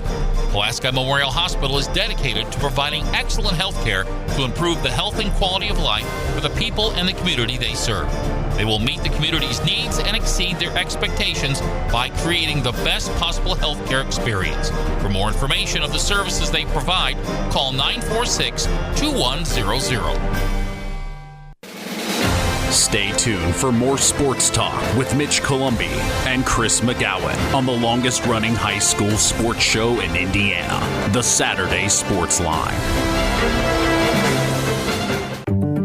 Real magic is everywhere. It's in your mom's cooking, in 4-hour dinners with friends, in that first bite of something new, and in the fizz of a Coca-Cola. Now with so many options for less than $5, the Coca-Cola Value Collection will help you make the most out of every magic moment for so much less. Taste the magic for less with Coca-Cola. You're listening to Mitch Columbi and Chris McGowan on Kankakee Valley Broadcasting's WKVI. As here's the handoff up the middle from Jonas McEwen, and he's still on his feet. Crosses the 40, now to the 35-30, 25-20, 15-10-5. He's gone. It's a Culver Cavalier touchdown. Jack Rogers, as he gets it tied up all 14-14 here in Union Mills. We got a shootout. From the Pulaski Memorial Hospital studios, this is the Saturday Sports Line. Mitch Columbi, along with sports analyst Chris McGowan. I want to give a big-time shout-out to my good friend Matt Ketchum, tuning in all the way from Greensburg, Indiana. Nice. You know where Greensburg is, Chris? Oh, yeah. Greensburg, Indiana. You know, you can listen to this on your phone, on the internet, wherever you are in the world. You just go to WKVI.com or follow us on social media. Tap the link in our bio. You can listen to us wherever you are. There are literally no excuses. You know how many people, I don't listen to the radio. Well, we're on your phone. What's in your hand? Doesn't have to be a radio. What are you holding in your hand right now, sir? Yeah. A phone? Well, we're on that too. Well, let's talk Culver Cavaliers with head coach Austin Foust. He's on the line. A tough loss last night, but coach, I'm sure you took some positives away from it. Yeah. Obviously, it was a tough one, especially, the way the first half went. But, yeah, I mean, we did some good things. We saw some improvement from, a lot of different kids. And, obviously because of some unforeseen circumstances, we had to get some kids in some spots that, they're probably not used to playing, I know our backup quarterback, Hayden Parker, has not got many reps at playing tight end. But, he had to go 3 quarters for us playing tight end. So, we had guys like that step up and didn't complain. It was just kind of an unfortunate thing where, you got Jack Rogers, so you can't play in the second half because, he had severe cramps. There's no way he was going to be able to go in the second half. But, he was rolling in the first half. I think he had 7 carries, 106 yards, 2 touchdowns. That was a little bit unlucky for us there. Yeah, the first drive of the game, you guys are moving the ball. You get down inside almost to the red zone, and you turn it over, and Aaron Hogan almost returns it to the house, over 80 yards. But, again, you take away those 2 turnovers in the first half, and you guys are dominating. Just one of those things. I think the youthfulness, and I know that's not going to be excuse here in a couple of weeks, but, again, I think – you take a look at, early on, you look at things on paper. South Central has all these kids coming back from last year. You guys are young up front. Your skill position guys have got a little experience, but you're so young up front. For what you guys were able to do in that first half, moving the ball, especially on the ground, I was really impressed. Yeah, thanks. We appreciate that. We felt good about our game plan. And I think you're right. The youthfulness of just kind of the understanding of just, how important every play is because, 2 plays, we have 2 turnovers that, obviously you give the team the ball, about an 80, 90 yard difference, right? We throw a turnover, we throw an interception, they get the ball to 2 after, Hogan runs it back and, 2 plays later they score. So, you're already down 6-0 after you had a nice drive, but we answered and then we turned the ball over again. And then, right after that turnover, I think it was like a 2nd and 20, kind of 3rd and 20. We kind of, tried to go after the quarterback, and we got pressure. He stepped up, and we had a guy that was supposed to, QB spy, and just we don't make a play, all right, and then he takes it to the house. So, big things like that, if we could have just made those plays, the first half is a little bit different, but, you got to credit to South Central for those kids, making their plays. They obviously were, young last year, but got a lot of, experience, and, you can see what that experience had done for them, to start out. I mean, they've played well, really, the first 2 weeks. I mean, even the Triton game, for South Central, the score, if you look at it, maybe doesn't show, but I mean, that was a tight ball game for a good portion of that game. Yeah, you look at those 2 turnovers. That's 16 points that you guys gave up in a 22-point loss. I mean, you're right there. Yeah, no, I mean, 100% correct on that. And I thought the second half, we wanted to make a little bit of adjustments defensively, and then you get out there at halftime, and the guys that we kind of made our adjustments with, we're going to do some things, weren't able to go. So you're throwing a couple guys at different positions, and we had a freshman and Isaiah Gonzalez that went from a special teams player to kind of a, hey, we're going to blitz you every so often kind of thing to, hey, now you're a two-way player. So, we got to, get you repped up on the fly and kind of understand what you're doing and, having to slide some guys around. And, we have young linemen. We don't have much skill depth and linebacker depth. And then when you lose, 2 linebackers and 2 skill kids, I mean, both of those guys, that's where they played. That really hurt us.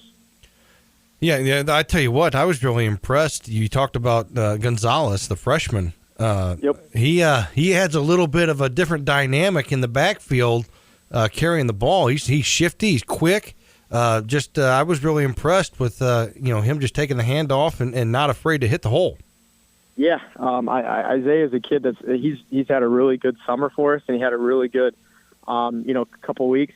He's a guy, we're kind of just trying to bring slowly along with the offense and not put too much on his plate. But, he's a kid that showed tremendous growth because if you would have saw him, run a jet sweep like we did last night in the summer, he's running that like middle school ball where he's trying to cut back and go across the field. And he's done a really good job now of just letting it set up, see where it is, and then hit it hard. I thought he did a really good job for us.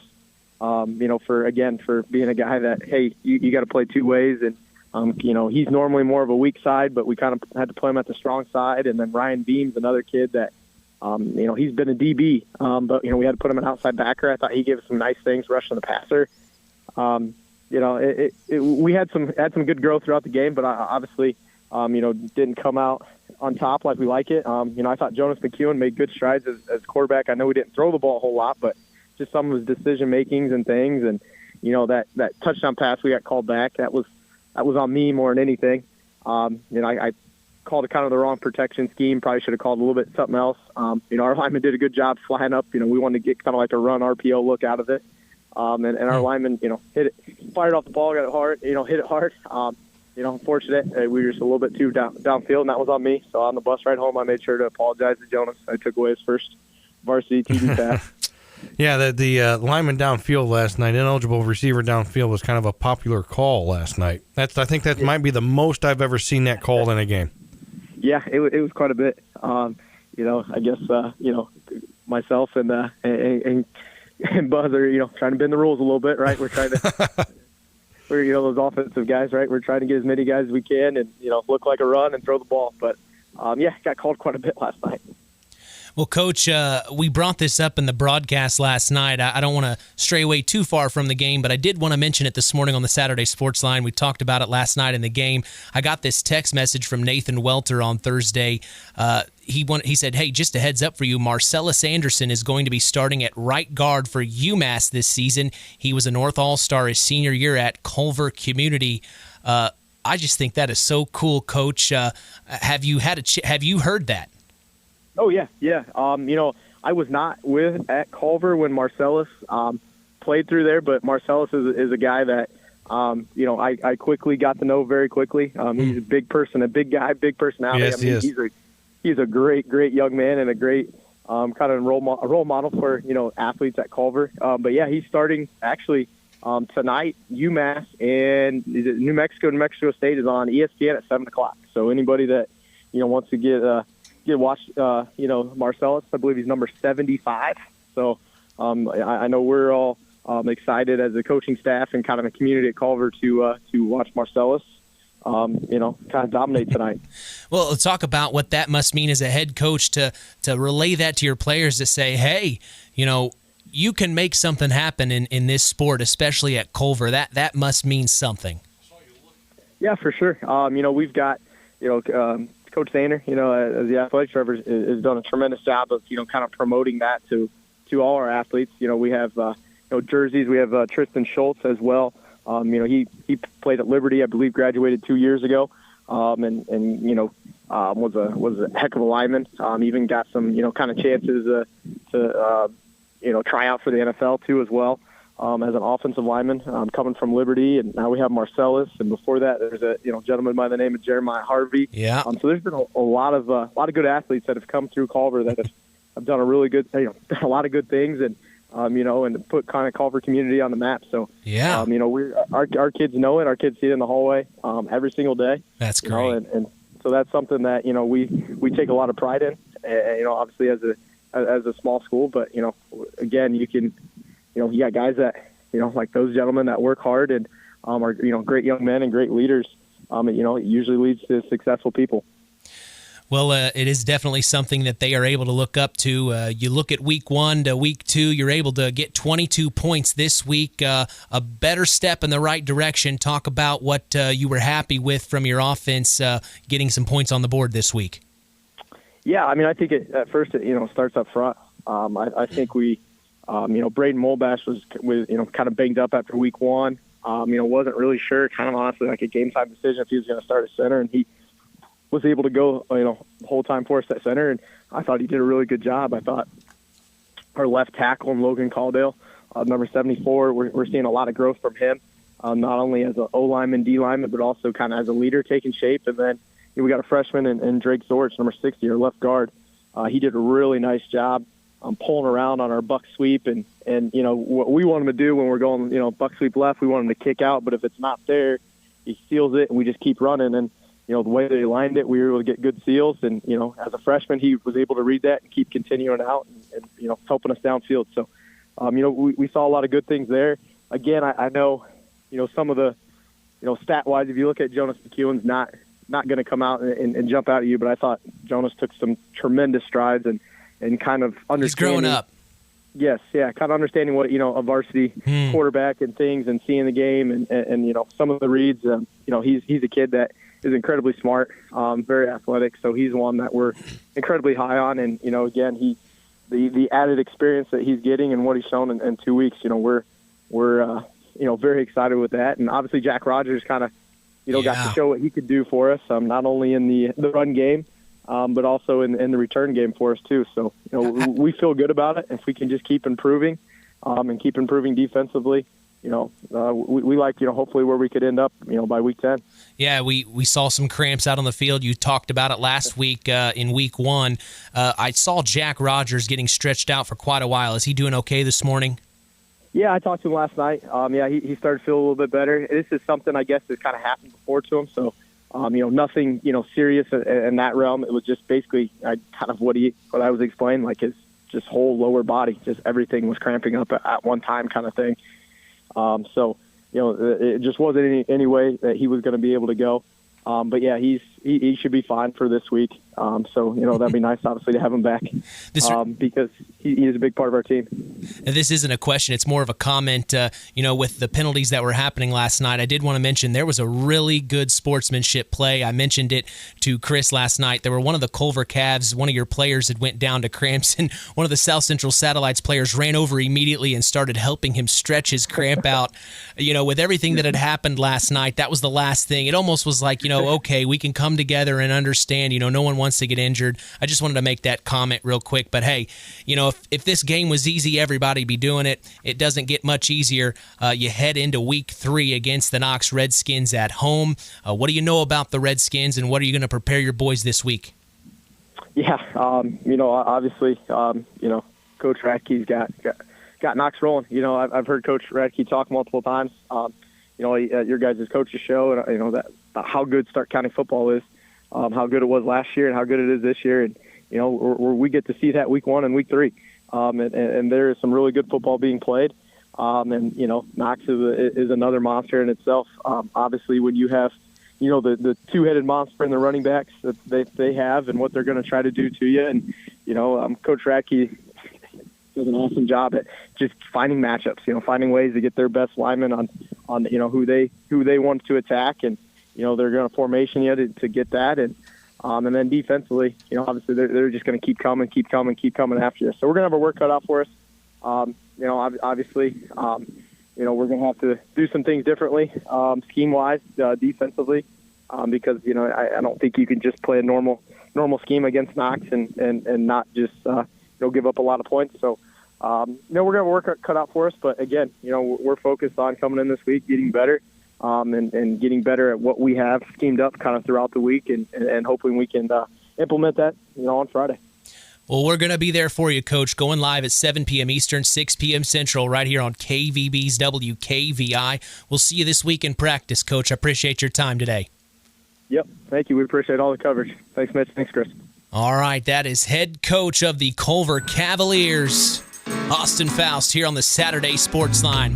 We're going to take a break and come back. We're going to transition into some soccer. Hey, Stark County's got some soccer teams. Yeah, Oregon Davis girls and boys soccer. Head coach Kody and Morgan Lowery are in the lobby waiting. Don't go anywhere. This is the longest running high school sports show in Indiana, the Saturday Sports Line. Takes the snap, hands off to Binion. Here he comes. Oh, my goodness, he's got some space as he crosses the 50-yard line and trucks his way forward. Nice tackle, though, by number 4, Aaron Hogan of the South Central Satellites to bring him down. But that's enough to move the chains, and the Cavs have the first down.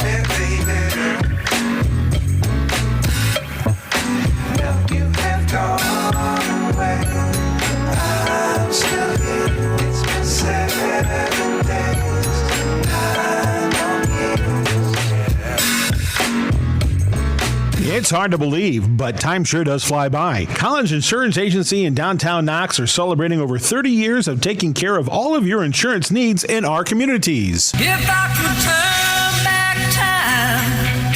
And we're not going anywhere.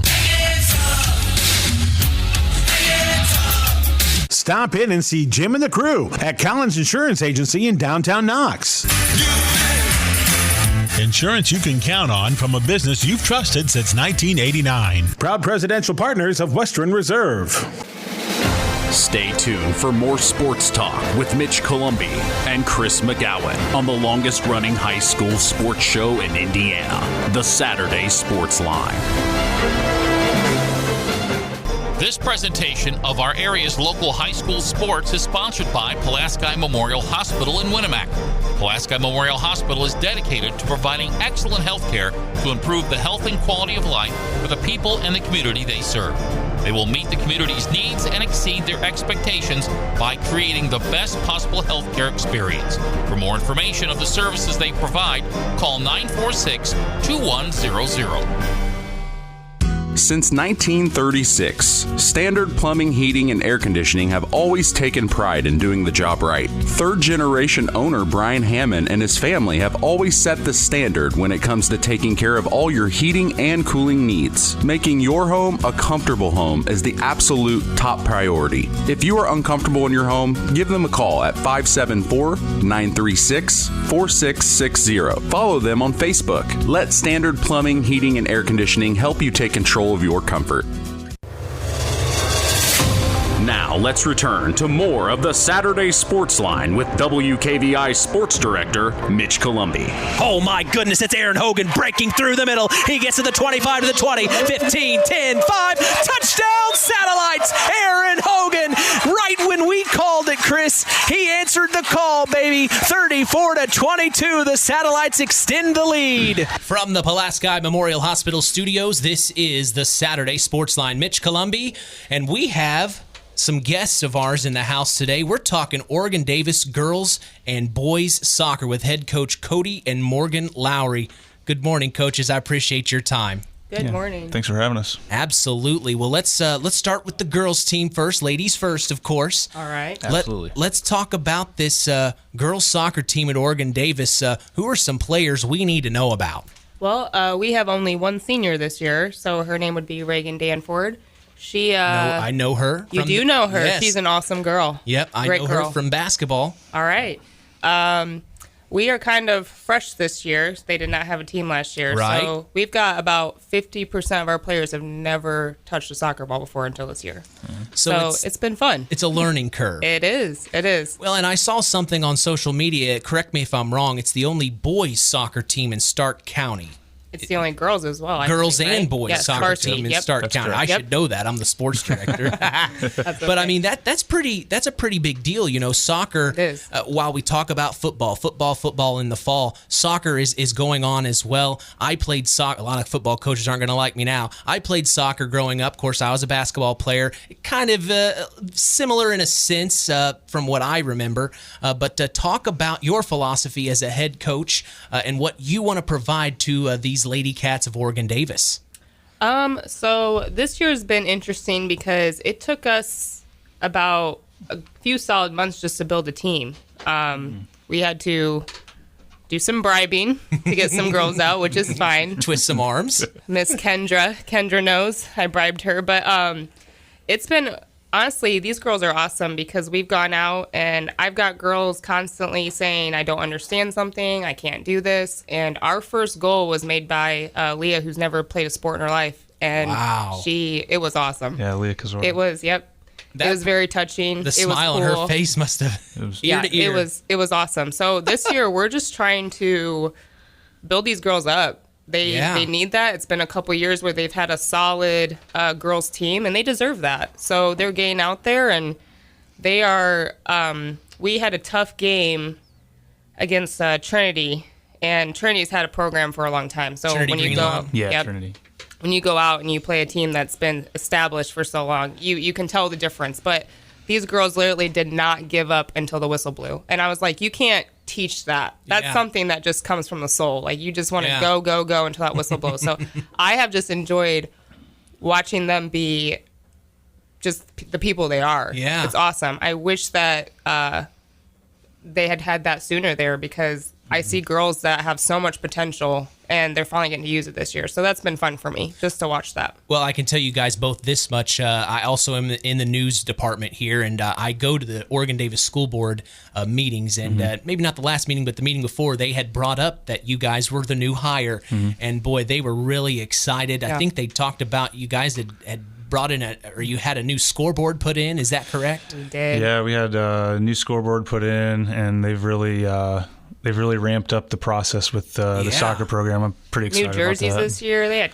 cotton T-shirts last year. So we've been putting a lot of energy into making it something. And they made a comment in that meeting that you guys are very hands-on and are eager to get going. What is it about soccer? Let's hear your background a little bit. Did you play soccer? Did both of you play soccer? This is a really funny story. Okay, let's hear it. All right, it's very entertaining. We have daughters, and I have played soccer since before kindergarten. That's your sport. I could be on a soccer field 24/7. I would not be bored at all. I had signed up our girls for youth soccer, and I scheduled conflicting. I could not do it. So I looked at Kody and I was like, "You're going to be our girls' coach." And he's like, he had never been on a soccer field in his life. Never played before. You've never played? No. And he looks like a soccer player. He does. He's tall, and yes, he is. But it's funny because that year, you looked the part. He had an undefeated team. Yep. And we carried that team on for a long time. Wow. And then we moved on to larger schools, and he took a team that couldn't win and made them undefeated. So he, in the coaching side, knows exactly what he's doing. Maybe more of a motivator. You know how to relate to kids, maybe? Yeah. So I teach at Oregon Davis too. So what do you teach? English. Yeah, English. So you're an orator. Yeah, I mean, he's patient, he's kind, he's all those things. Yeah, and to go back to the youth. Well, you better say that. Yeah. No, he is. Out of all of us, you can tell. Ask the boys team, the girls team. They know who's more calm on the field. It's not me. I mean, just to go back to the youth programs that we did. Yeah. Just bringing those kids back every year and just keep building and building and building really helped me as a coach. Early on. And then, when I progressed that way, again, I went to another school and I took a team that was co-ed the previous year, and they were, boys and girls then. First year we went 500, and then the next year we were undefeated. So, like I tell the guys, even at OD is like, you got to trust the process. You have to, trust in each other, and they seem to be doing that, thus far. But yeah, it's just that's where we're at now. Well, and then I was just getting ready to say, how long have you two been together? A decade, 10 years. Yeah, we've been married for 10 years. Yep. Yes. Yes. Congratulations. Thank you. Well, 10 years, actually September 19th. Yeah, September 19th. Coming up. Yeah, 10 years. Well, and it sounds like, just from you guys, the way we're talking here, it sounds like you guys are best friends. I hope so. Yeah. We have our moments, but I think everybody does. Yeah. It's funny because actually we cannot coach together. We have to be separated. Absolutely not. We don't do well on a field together. No. At all. No. Maybe that's the competitiveness. It is. We are extremely competitive. Absolutely. The Yeah. yin and the yang. Yeah. We scrimmage our girls and our boys teams quite often, just against each other. Yes, and it gets wow. Yes, it's. Yeah, that is it gets a touch competitive. But you know what? I told my girls, I said, you playing these boys, like, no offense, the boy, Ethan and all of them, you guys are listening. You guys know you take it home every time. But I tell my girls, like, if you can compete against these boys, I'm like, you got it going on. Like, you just know. Because, I mean, to me, you got to separate them at a certain age. High school, it's hard to play girls versus boys teams. That's why we wanted to not do a co-ed team this year at OD. We wanted to separate them so they could have their fair shots and have their communities where they needed them to be. And we really strived on that. And there was a moment where him and I were in question if there was going to be a boys and girls team because numbers are lower at OD, and we wanted to create that. And I looked at him and said, if there's a co-ed team, I will not stand next to you on a field. And we were just laughing because we can't. We're too competitive. We're too this is feisty. what we should be doing. No, this is what. Yeah. Interesting. Well, and you gotta take her word into consideration since she played. Exactly. I know. I went to state in high school. I mean, where did you go to high school? I went to Concord. I went to Concord. Wow. So you are an athlete. I was a soccer athlete. Yes. You're still an athlete. I told my girls from day one, I will play on a field with you. I will not stand there and just lecture you on what to do. I'm out there with them. I put cleats on. He puts cleats on. So you get out there and you're conditioning with them. 100%. Yeah. I think, if my coach did that, you almost you got to do it now. Yeah. If you see your coach putting in the effort, you've almost got to show up and that's, I think, why we're invested, because we aren't just staying on the sidelines. We're scrimmaging with them. I scrimmaged yesterday without cleats on, which I socks in because I had a girl not bring her cleats because she had a different practice going on. I said, well, what size shoe are you? And which is Ashley. And Ashley threw me her shoe size. I said, put them on. And then the boys are like, are you going to coach you scrimmaging? I'm like, in socks? And they're like, yeah. I'm like, as long as you don't, murder me, we're fine. And step on my toes, So we get out there all the time. All the time. That is awesome. Well, it sounds like the girls program is heading in the right direction. You're doing what you can. I got to ask, coming from Concord, what's the conditioning like? What are you putting these kids through now? Well, let's see. You whipping them into shape? So I am. And that's been some of our conversations with the girls. So I had a rule at the last game. You were not to kick the ball in the center of the field because that's kind of a no man. That's dead land right there. That's bad. Mm-hmm.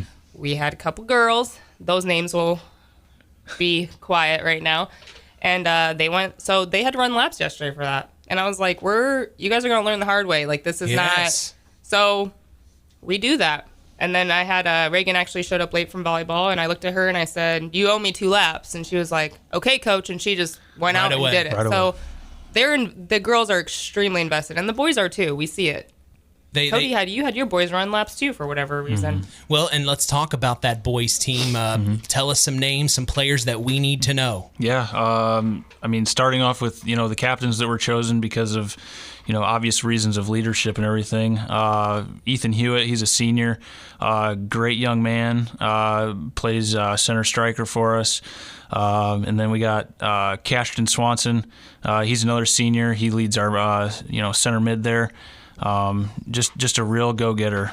He runs all over. He's a very fast individual, very respectful individual to me. And then Drew Cooper, he's a junior, locking down the center of the defense. Again, just an overall workhorse. I mean, he scares all of us. Yeah, he is. He does. He said, "You say jump." He says, "How high?" Exactly, and he is always there. He's always doing the right thing. But like I tell the guys all the time, like our front five, I would put them up against any other front five in this whole entire area speed wise. Wow, they're extremely fast. So you've got athletes. So you've got the athletes. Absolutely, yeah. We.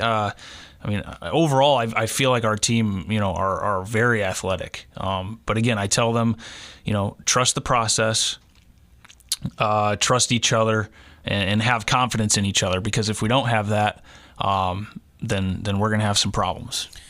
It sounds like, talking to you both, you guys are so invested. This isn't a 1 or 2 year thing. This is something you want to be a program. Absolutely. You want it to be a full-fledged from top to bottom, maybe even working in the future some of the younger kids. Even. Oh, that's actually a topic we've been having with the athletic director, is just bringing in that junior high program. Like it's not existing, and it needs to, because how are you going to have these amazing high schoolers if you're not pushing them in that junior high level? And it's energy that is being spent, and we are losing sleep time. I mean, we are losing it all, but we are those people, and we've told the school that. Like, I think some of the kids were skeptical of us at first because they haven't been brought that energy, but they're seeing it now. They see that we're there. We'll lose sleep over this if that's what it takes. But we plan on that program not going anywhere. Yeah, sounds like the Bobcats have their coaches. I hope so. We're not going anywhere. So. Nope. That's a good thing, when you've got the foundation and you guys are pushing forward to make something happen. And that's why I wanted to have you guys in here. We don't really get a chance to talk to some of the other coaches, some of the other sports in this area. It really means a lot that you guys came in. If you had a message that you could share with us that you're telling your kids, what is the message right now? What is the overall theme for Oregon Davis boys and girls soccer? Tough one. In my opinion, it's just keep pushing forward. I mean, with the boys program, we took a hard one on the chin against Winamac in our first game, and we gave up 3 PKs and just kind of shot ourselves in the foot. We would have won that game if it wasn't for that. And again, just every practice, just keep pushing, and keep pushing, and results will come. I promise that. Same for the girls team? Yeah, I guess my girls, I've got a lot of girls that are just learning what soccer is. And it's funny because even though I feel I have confidence, I sometimes lack confidence in myself. Like, I looked at some of them the other day, I said, "Are you going to be back next year?" And they're like, yeah. And I'm like, okay, cool. Because, you just don't ever know. Right, it's up to them. It's not up to me. So I feel if I'm throwing you my energy and you're throwing energy back, I told them, this is a revolving, this is going to be great. So I guess to them, I said, just keep up the good work. They're making progress every single game, and I love watching it. And I'm not going to take the full credit for that. Those girls right there, because I can tell them all day long and show them, but I see them doing it, and I love it. That's my favorite thing, is just to watch something unfold when it didn't exist last year. It's just cool. It's cool to see those girls out there. Again, we're losing one senior. So numbers-wise, I'm looking at them I have a team next year. I don't have to worry about this. Kody, on the other hand, he's got some work to do for next year because you got a lot of seniors. Yeah, I have 5, but... Yeah, it's we see something revolt. You can see the future, and no, we're not going anywhere. We're going to keep building up and working on something super awesome. It won't be the first and last time you hear of OD soccer. That is great news to hear. And I got a text from Oregon Davis boys basketball head coach Larry Center. Yeah. Larry. Larry, he's a great guy. He said to me, "Good luck with your interview with the 2 best soccer coaches in the county." Thank you, We Larry. appreciate that, Larry, very, very much. Well, guys, I appreciate you taking your time this morning to come in live. We love live interviews. It just makes it for more fun, more back and forth. So we really appreciate it. And, hey, we're going to be keeping our eye on you. Keep posting on social media. media. I follow on Facebook. Absolutely. If you've got an Instagram or Twitter, we'll switch that out in the lobby. But all in all, thank you so much for coming in. It means a lot. Hey, guys, if you're out there, if you have a chance to stop and see Oregon Davis girls and boys soccer, it looks like head coach Kody and Morgan Lowery are pushing that program in the right direction. You are going to want to catch them this season. Thanks, guys. Appreciate your time. Absolutely. Thank you very much. All right, we are going to take a break and come back. The Where Are They Now segment with Harold Welter, you know him well, is coming up next. That was head coach Kody and Morgan Lowery of the Oregon Davis girls and boys soccer team here on the Saturday Sports Line.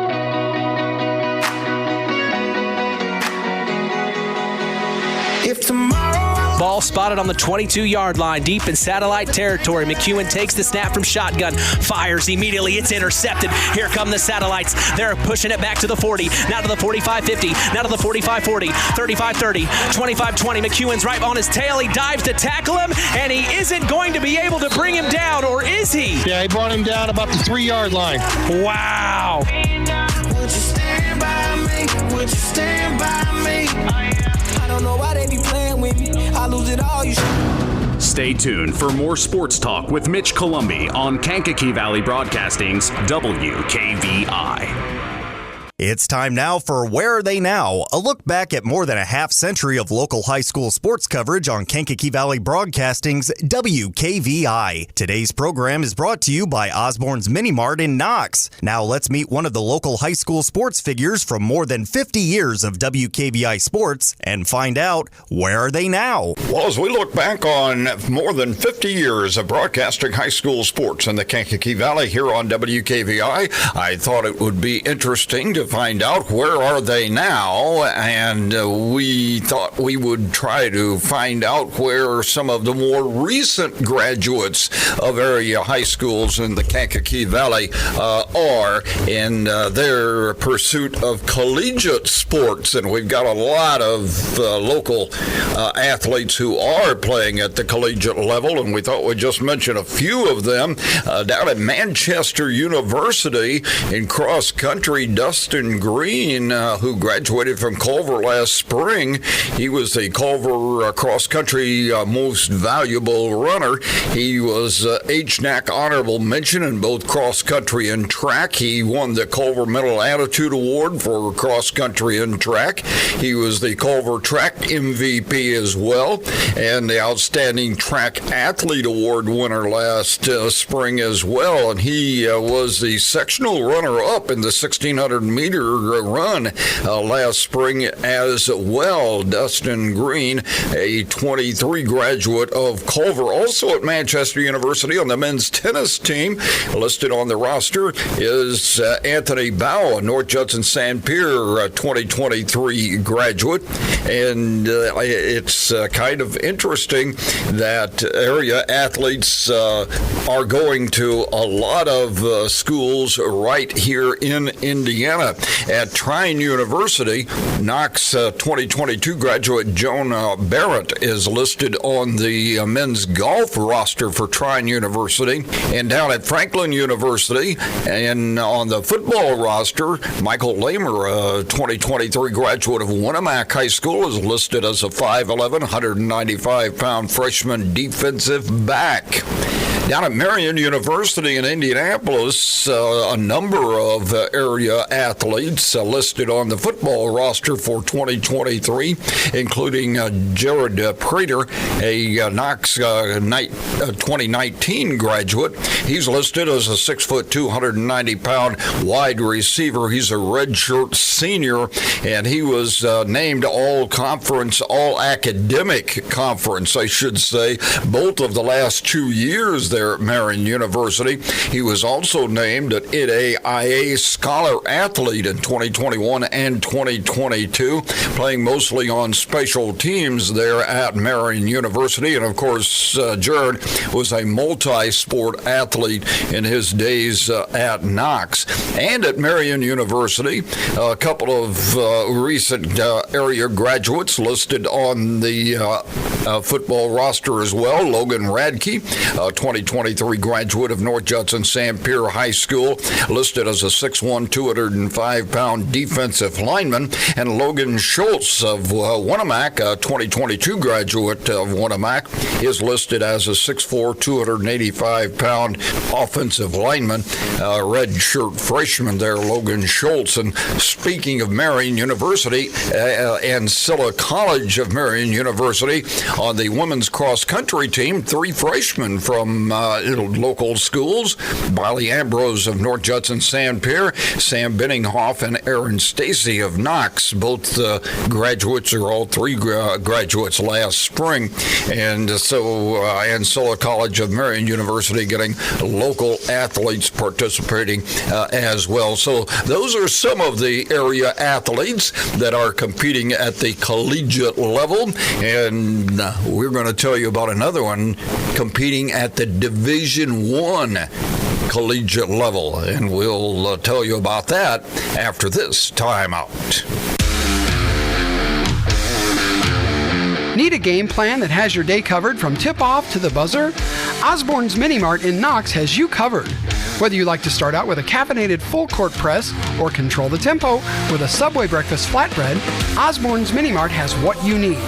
Don't get trapped in the corner with an empty stomach. Call a quick timeout and get 2 hot dogs for $1.29. Visit Osborne's Mini Mart in Knox at the corner of US 35 and Highway 8 East to guarantee you win the day. Well, here on our Where Are They Now segment, we're talking about some of the area athletes who are participating in collegiate sports after graduating from area high schools. And at the Division I level, get this, Marcellus Anderson, a graduate of Culver High School, is playing for the University of Massachusetts at the Division I level in football, listed as a 6'5", 330-pound offensive lineman, and he's going to be starting for UMass in their opening game today, and that's going to be on ESPN. And of course, he was very competitive in football at Culver and also in track and field as well. And he moved over to the University of Massachusetts from Saginaw Valley State. That's a Division II school up in Michigan, where he starred up there. He earned first-team Great Lakes Intercollegiate Athletic Conference honors while he was at Saginaw Valley State. And, of course, at Culver, he was a 2-time Indiana Football Coaches Association All-State team member. And while at Culver, of course, he was on our WKVI Kankakee Valley area all-area team as well. So Marcellus Anderson making his mark at the Division II and now at the Division I level, where he's going to be starting at guard in the University of Massachusetts opening game tonight. And again, that's going to be on ESPN. So area athletes on the rosters and participating at the next level. And I think that just speaks volumes for the programs at our area schools and the coaches at our area schools who bring these kids along to the point that they can compete at that next level. Where are they now? Well, they're at various colleges around Indiana and other states as well. And we'll do this periodically through the course of the year so we can keep up with some of these young people that are participating. And if you know of some kids playing at that next level, let us know, because we can't keep up with all of them. But we'll try to find as many as we can and let you know how they're doing here on our Where Are They Now segment. And we want to invite you to join us again next week here on the Saturday Sports Line for Where Are They Now? Where Are They Now? A look back at more than a half century of high school sports coverage on WKVI has been brought to you by Osborne's Mini Mart in Knox. Join us each Saturday morning on WKVI for the Saturday Sports Line and worldwide on WKVI.com. Time now for our Tyler Roth WKVI Athlete of the Week, given in memory of Tyler Roth, a 2001 graduate of Winamac High School who died in an auto accident 1 week after his high school graduation. His legacy of hard work, outstanding citizenship, artistic success, and super athletic performance lives on with this award, given every week to outstanding student athletes from the 8 schools in the Kankakee Valley. Today's award is brought to you by Web Printing and JT Shirt Shack in Winamac, and we'll tell you who's earned the Tyler Roth WKVI Athlete of the Week after this word from Web Printing. Web Printing and JT Shirt Shack and signs of all kinds in Winamac is where all of your printing needs can be met. Whether it's paper, garments, or signs, Web Printing is your full-service printing solution. So if you're in need of embroidered or screen-printed garments, tickets or programs for your event, or documents for your business, Web Printing and JT Shirt Shack is the place to go. For the quickest service, best prices, and best quality, it's Web Printing and JT Shirt Shack in Winamac. Our Tyler Roth WKVI Athlete of the Week for this week is Tatum Wade, a member of the volleyball team at South Central High School. Tatum is having an amazing season for the Satellites. She is one of the main leaders on this volleyball squad as they are undefeated at 11-0 and 4-0 in conference play. She leads the team in kills, digs, and hitting percentage. She was last season's PCC MVP, and it looks like she has picked up right where she left off.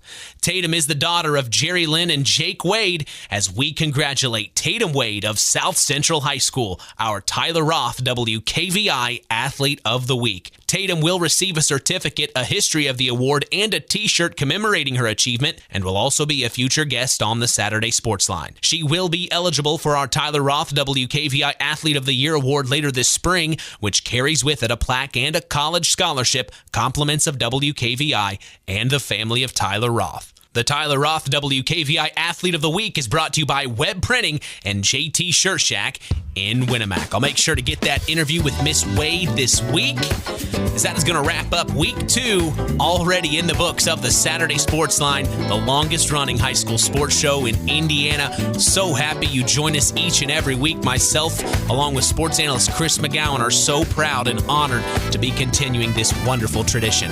Until next week, you keep up to date with us on the Sports Checks. Also, follow us on all of our social media sites, on Instagram at WKVI Sports, on X, formerly Twitter, at KVB Sports, and on Facebook at Sports to the Max for all Kankakee Valley Broadcasting sports content.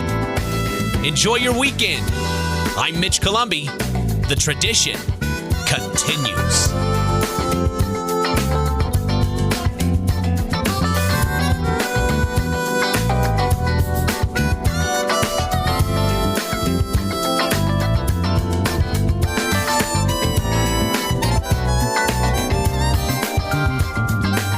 From the Pulaski Memorial Hospital studios of Kankakee Valley Broadcasting's WKVI, you've been listening to the Saturday Sports Line with Sports Director Mitch Columby and Sports Analyst Chris McGowan.